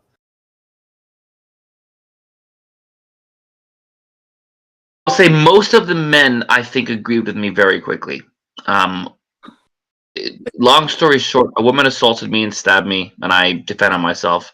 And the next day, a woman in my neighborhood, a neighbor, was basically criticizing me in front of other people for, oh, you hit women in the face. And I said, well, no, she stabbed me in the neck and she threatened to break in the building and kill one of our children who lived in the building. So yeah, I made sure she didn't do that. And she was kind of coming off at me, and I stood my ground. I didn't back down. I didn't apologize. I said, nope, I did what I did, and I'm going to apologize for it. And this was on 4th of July. And there was a little barbecue, a little social distance barbecue. They had, masks on, and chairs were kind of spread apart. And the guys kind of quickly invited me in and gave me a hot dog and a beer and, kind of invited me in. And so it seemed to me like the men did not agree with how this woman was criticizing me, but she was still able to dominate the scene with what she was saying. And it didn't matter that I was stabbed in the neck. It didn't matter that this woman that had stabbed me was threatening children. It didn't matter that she followed us home and attacked us. This female neighbor the next day was taking her side. Like all these, the woman were able to take the side of the abusive criminal woman. That kind of like proves that we don't live in an oppressive patriarchy. Of course, because show me a society where the oppressed class can assault the privileged class, be treated with leniency. Makes no sense. That's never happened. All the time when you look at oppression based on other factors than gender, right? We can always see that the race or the religion that have been oppressed, when they have acted violently against the oppressor, they're basically people have come so hard on them that that they have like been more punished than anyone else in society at the time. And when the privileged class were to act violently against the classes they were oppressing, then they basically just get a slap on the wrist. Like one perfect example was in a Swedish colony in the Caribbean when a Swedish woman had a slave, and she basically beat her slaves that were pregnant. And the punishment she got by the Swedish government or the colonial government there was that they were telling her in a harsh tone that she should not be allowed to do that. They were like pointing finger at her, "Don't do this again," and that was the punishment for like hitting a slave because the slave was pregnant. And they basically said, "Oh, but it's only because she was." Like that is what happened in a society where the oppressors are doing something against the class that's oppressing them. And to say that those slaves live in the same condition women in the Western world do now, which is what most feminists are actually claiming to a certain degree, and I'm not really being hyperbolical, they're actually doing that, then how can a woman be allowed to stab a man and then nothing happen to her? Like what the fuck? That's like the ludicrous. It's extremely ludicrous. Like it's insane. Yeah. Anyway, guys, I have to run out to work now. But Bye-bye. Very good chat, everybody. So Richard 3500, you guys, I think made some really good, points about what people go through, and the whole incel topic. I feel is something that is very misrepresented in the media. And I feel like the media and feminists are very unfair in the way that they judge and label and attack men if they're incels. And there's all this extra baggage and all these extra labels attached to a man, if he has social anxiety or if he has problems finding a partner, all of a sudden, all these people start pointing their fingers at him and they say, oh, well, you're misogynistic, you're part of the alt-right, you're a white supremacist, all this complete, absolute nonsense. Instead of trying to understand someone, instead of trying to be understanding as to why does someone have this experience? Why does someone have this problem? Why is someone going through the things that they're going through? They just attack them. They label them.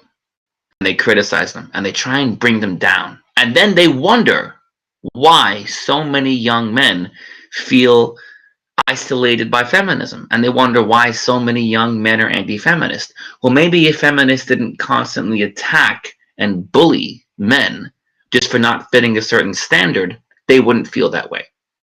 Because you don't see MRAs attacking women for not having boyfriends. You don't see MRAs attacking women for not having partners or not having sexual activity. You don't see MRAs attacking women for their appearance. You don't see MRAs attacking women for choosing not to get married, or if they're unable to get married for whatever reason. You don't see MRAs criticize women for those things. So it's very telling to me that it's considered a progressive feminist value to isolate these men who fit these certain category, whatever that may be, and then attack them and criticize them and insult them for it. So that's just something that I can't help but notice. It's something that we wouldn't do, and it's something that we don't do. So that's my thoughts on that. And also, feminists always attack men on their looks as well. So on their height, they attack them on their height as well. So yeah. And this is very ironic because they always say, "Don't punch down," and then say, "Oh, you're a man. That means I can insult you because I'm not punching down," which is like really weird when they have like a lot of money and a lot of people and have partners. And then they attack the men without that money and without a partner, and they're still calling that punching up because they think being a man is somehow better than all that, and it's based on like nothing but their like idea. It's actually very cruel. Yeah, What do you mean about punching up? I don't understand that quite. Oh, it's a concept that people use, that it's okay to make fun of people and to joke about people as long as you're punching up, but don't punch down. And punching up is making fun and joking of people that they say are more privileged or more in power than they. And if you make fun of someone that is less privileged or less powerful than you, then you're punching down, and that's not okay. But if you make someone who's more powerful and privileged, according to the person that are judging this, very subjective, then it's completely fine. It's It's completely ludicrous. It's absolute bullshit. I hate it. So what gives you like the up? What, it's not about height, it's about No, punching up means you can insult somebody that has more privilege than you. Okay. I guess I understand that. I mean, my fiance makes much more money than I. I'm almost 6 feet tall. He's 5'6". Oh, I'm 5'7". Whoa. Okay. So I'm short. I'm very short though, so. Okay. What it really means is like it's okay to make fun of the president and the prime minister and stuff like that, but it's not okay to make fun of a homeless person. So you're punching up like you're attacking the big guy instead of the little guy. If that makes sense. Yeah, I understand. Yeah, it's Yeah.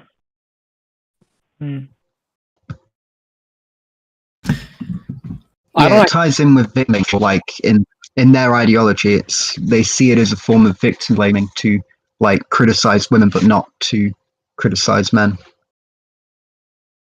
Goes further than just blaming. It also goes like attacking, belittling, abusing, because they're saying, well, these people have so much power, so we are justified in attacking them because we're just defending ourselves, but they are actually the ones oppressing us, which is like actually kind of gross if you think about it. Yeah, for sure. These are all excuses they will use to try to be abusive to people without being accountable. It's like when people say, if someone comments on a video about like a bunch of black people like kicking the shit out of an Asian person, they're like, well, and someone says, well, this is like quite racist, they're saying slurs and whatever. They'll say, well, you can't be racist towards like black people can't be racist towards Asian people because they have less, black people have less power. Rather than empathize with the fact that your teeth kicked in. It's like excusing the behavior, or to some extent. and they're like completely like illogical, because the idea that someone can be beaten down by a gang of people somehow have more power than the people who are beating them. Like, if they are being beaten, then they, objectively speaking, are the ones that the people beaten. They're the ones with power. They're not without power. That's the reason why they're being beaten. Like, it doesn't make sense to say, like, the logic is completely unfounded. It makes absolutely zero sense. Yeah, it's a derailing tactic for sure. When you're trying to talk about someone being abusive to another person, they'll bring it back to this idea of power. And I think the way to solve that conversation is to bring it back to the fact that they're being abusive and really scummy and unethical again, and not let them run away from that with these like pseudo-intellectual like justifications. But that's also the logic they're using why the presumption of innocence in family court is gendered. If a woman makes an accusation, then he's presumed guilty until he can prove otherwise. But if a man does the same, she's assumed innocent until he proves otherwise. Because the presumption starts with, oh, men are the ones with power. That means that we need to assume that she's self-defense, and that she's right and that he's wrong and he's the aggressor. And that's the reason why that's actually the reason why we have this very misandry in the family court system is based on the same logic. And that's the reason why I can't really excuse people who use punch up as a justifying factor to belittle and make fun of people, because it's the same logic that leads to this. And the same people who are using that logic, punch down versus punch up, they can't ever made their claim because they actually think that jokes are part of the pyramid that leads to rape. And so they can't disagree that believing in punching up, punching down logic is the reason why family court is unbiased, because they actually say that logic, that one thing leads to another. And that's what the entire premise is about. So they can't really, from any logical standpoint, oppose what I have to say about this and when I go against them, because if they were to be consistent, then they can't make these arguments.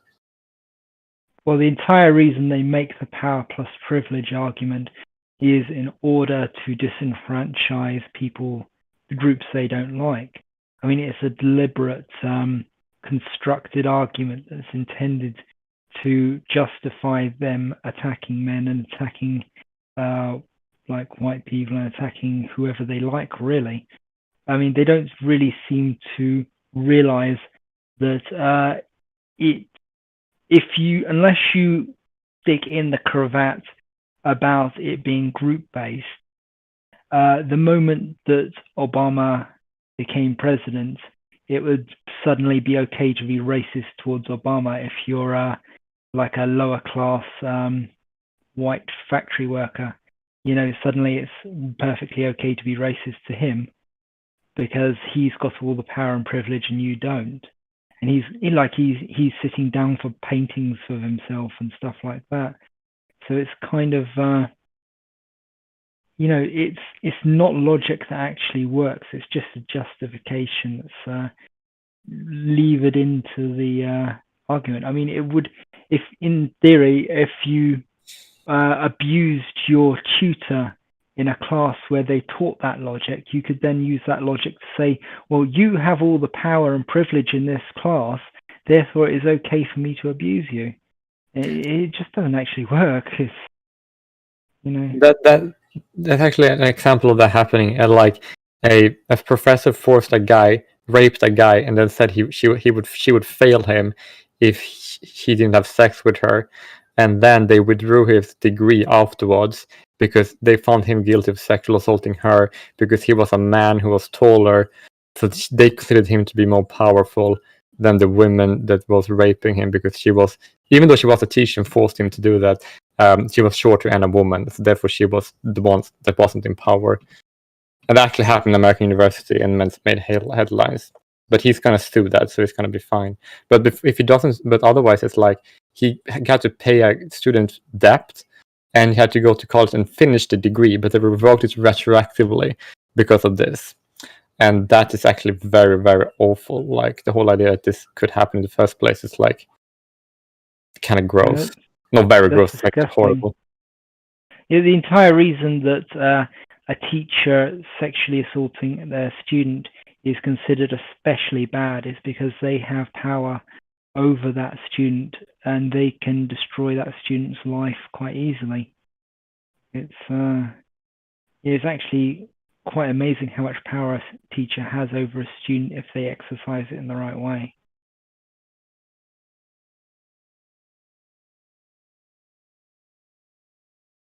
And this is like no one to go political, but so I'm gonna try and avoid it. I'm just gonna say that's the reason why getting rid of Title IX was or is such a good thing for American laws to do, because it's like if there's a reason to justify this happening to this innocent victim was punished because of that. So it's like horrible. And anybody who like defends Title IX is like, it's just not something that it's actually kind of awful. I should gonna call that person an asshole because they are an asshole. It is an awful system, even if it did have some good intentions. But like, there's good stuff in there that has allowed men to fight back against certain injustices. But most of those injustices are caused by Title IX in the first place. So it's really kind of, it's not a good system at all. I mean, the College Fix website is entirely about Title IX injustices.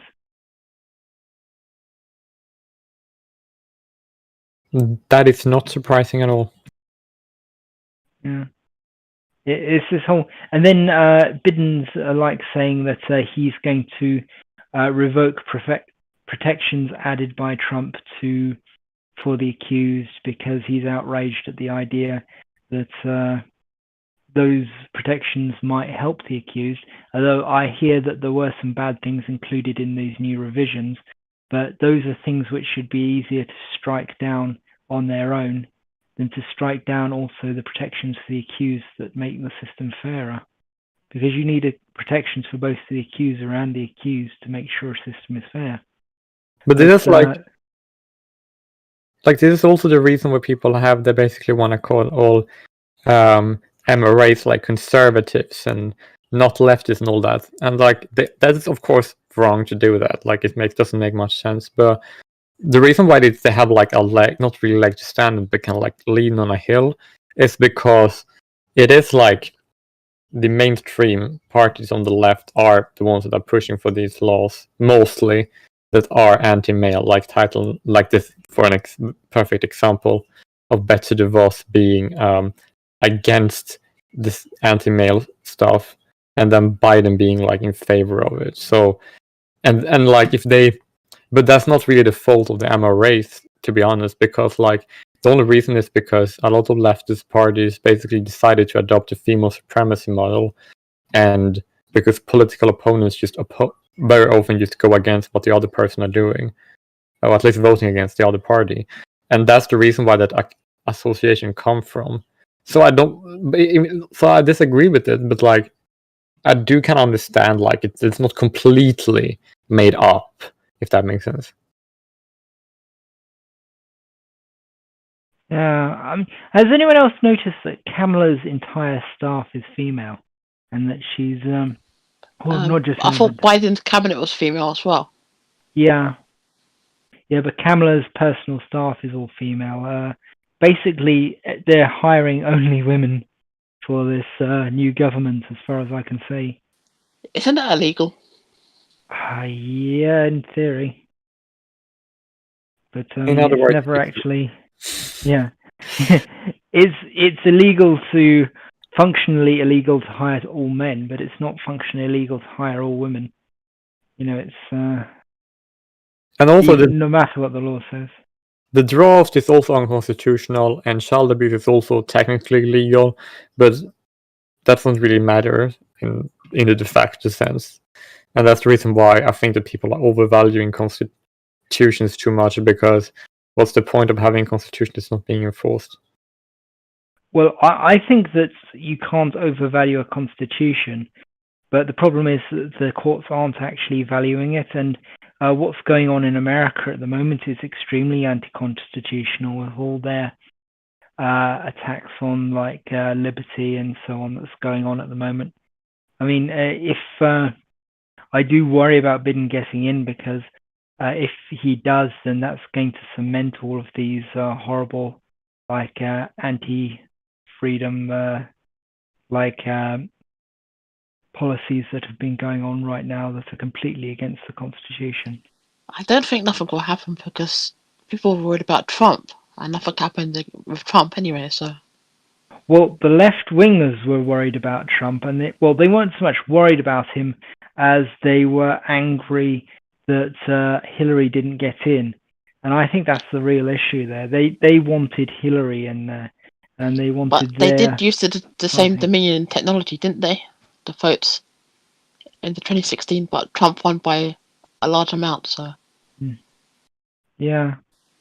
There's a lot of people saying he won by a large amount this time, but there's been a lot of fraud going on and election tampering from China and stuff like that. So that's getting very off topic, I think. Yeah, sorry. No, it's fine. I did most of that. But does anyone else have any more topics? We've been going for 2 hours now, so if people want to wind it down, then that's fine. I think that's it. Merry Christmas, guys, and have a good Christmas. Yeah. All right then. Merry Christmas, everyone, and a Happy New Year, because we're coming back January, first Friday of January, I think. Did anyone see the documentary I posted last week about that woman who had been married, she'd married 5 men at once, and she was actively actively mimicking the things they liked to get them to marry her and all those things. Do you want to talk about that didn't. next year? No one saw it? No. Oh, I immediately closed down and forgot about it, but I'll see it this time. Okay, awesome. Yeah, I am sorry I missed it. It's just that as soon as the voice chat ends, I generally... You are absolutely not obliged to watch everything people post on, some Discord. Absolutely. Yeah. All right, take care, guys. Bye-bye. All right. Bye, Richard. Bye. Bye. Are we still live? We're still live now, yeah. Awesome. Why, did you want to say something? Yeah, I can turn it off. Yeah, something I would like to say is that the question is that it's for everyone, right? But mainly it's like an incel question. And that is if I or someone else would feel a lot of sexually or more frustrated or feeling really bad because the lack of access, physical contact with other humans, right? Then it's what is it's very hard. It's what do I do in this situation?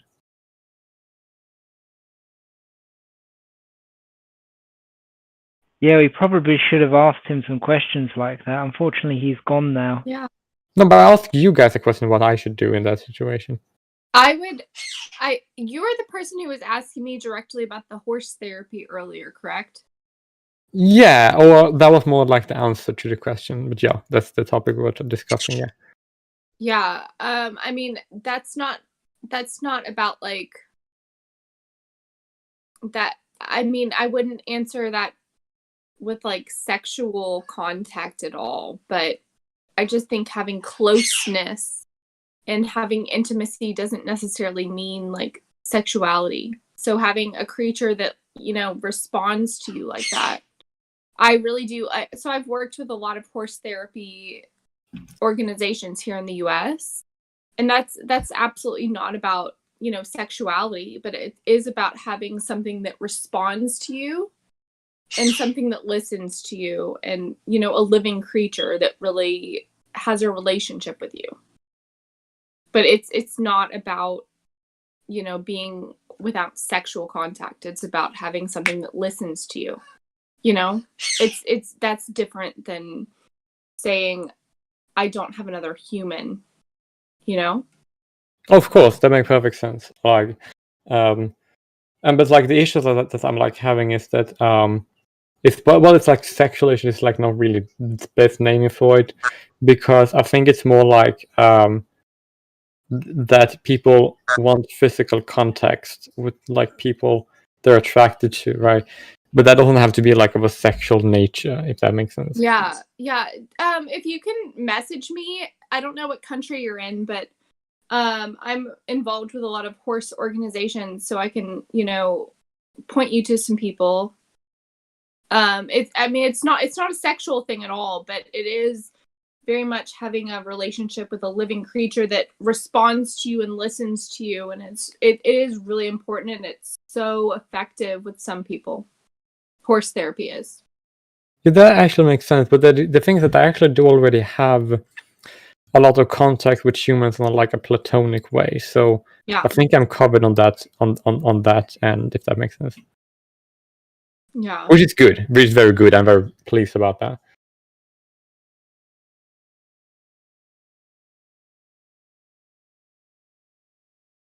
Well, anyway, unless there's any other questions, I'm going to call it tonight and say goodnight to everyone. Yeah, it's better to like end the stream, I think. It was a lovely stream, by the way. It was very productive, in my opinion. Okay, well, thank you very much, everyone, for coming, and Happy Christmas and Happy New Year. Merry And we'll Christmas. see you all later. Okay, I do have one thing that I would like to bring up real quick. Okay, sure.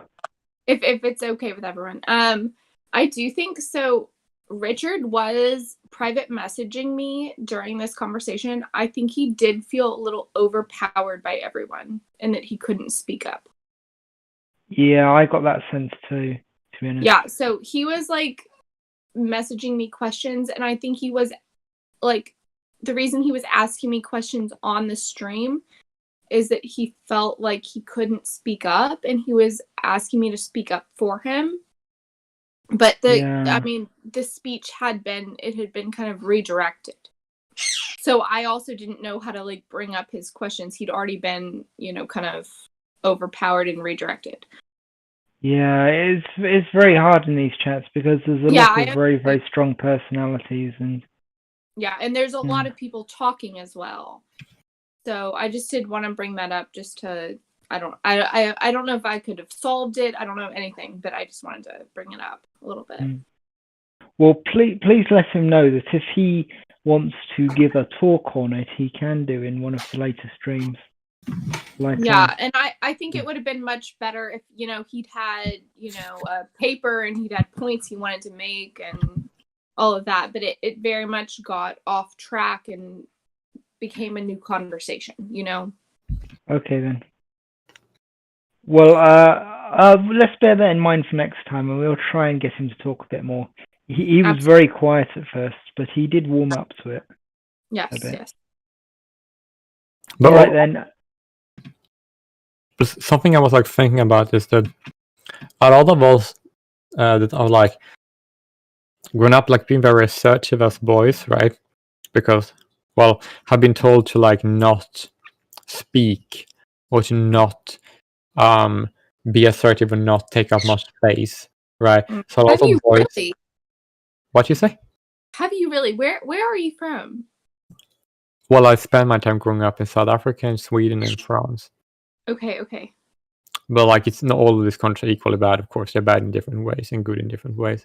Yes. And like, but I remember sometimes, maybe not just me, but maybe like I heard a lot of other boys that grew up, and they basically said like, "Oh my God, your boys or men are always talking so much. We need to make more room for the girls. They are not talking enough." Right, and then basically a lot of boys feel like shamed into like not speaking, and I think that a lot of people here might have the experience, and that's the reason why we are happy to like be assertive in speech here, and then other people might have a hard time speaking because they have that experience, and that like have made them like ashamed of speaking, if that makes sense. Oh, I understand completely. And I think that's one of the reasons I am so attracted to this movement. I mean, I've been told to be as loud as I possibly can. Yeah, and it's like, oh, go on. Yeah. And I it's so interesting, I really do, that you've been told to shut up, Well, it's mainly not me, because like for me, the people have always like been encouraged to shut up, right? But I've merely heard from men from like mainly other countries have been told that that boys are taking up too much space. And I've been told, like in media, right, that he was like, "Oh, boys are taking up too much space in the classroom," right? But I was never told, personally speaking, that I took up too much place in the classroom because I was a boy. I was just told that by other people that that's the case, No, and that's an issue that should be solved. that's it though. Listen to yourself. You are saying, well, I was never told it, but I've heard it. That's the oppression right there. Right there, that is the oppression. You saying, well, they never told me, but they told other people. That's you shutting up because the whole environment. It really is. Oh yeah, but they didn't like told people like next to me in the classroom. They told people like in society in general, and I could like get that was happening. Or like mainly not the country, mainly the media, but it was like something that I knew about, and that's kind of like spread to me that I felt like bad of speaking too much as a result. You can never, if you have the right things to say, you can never speak too much. It doesn't matter if you're a man or you're a woman or you're anyone. If you have the right things to say, you cannot speak too much. I really like to hear that. That's actually very encouraging. I feel actually kind of good now. No, that's the bullshit that's the reason I'm on the Man's Rights Forum, is because, right there. It's a very good reason. I really appreciate that. It's very good. Yeah, we try not to tell people to shut up unless they're talking a lot of bullshit. you know.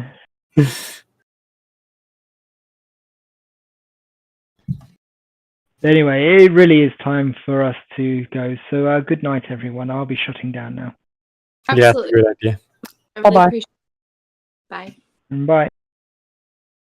But I don't think we have to leave the call, right? No, I don't think we have to. Like, they've left it open for hours before we can continue to speak, I think. Yeah, because like it is. I don't know what to say. Well, I do have a lot to say. It's just that I'm very like shy of speaking too much. No, you can. Okay, I don't. There's other people on those calls, so I'm not gonna speak for them. But for me, you can say whatever you want to say. Yeah, I do want to say a lot, but it's just that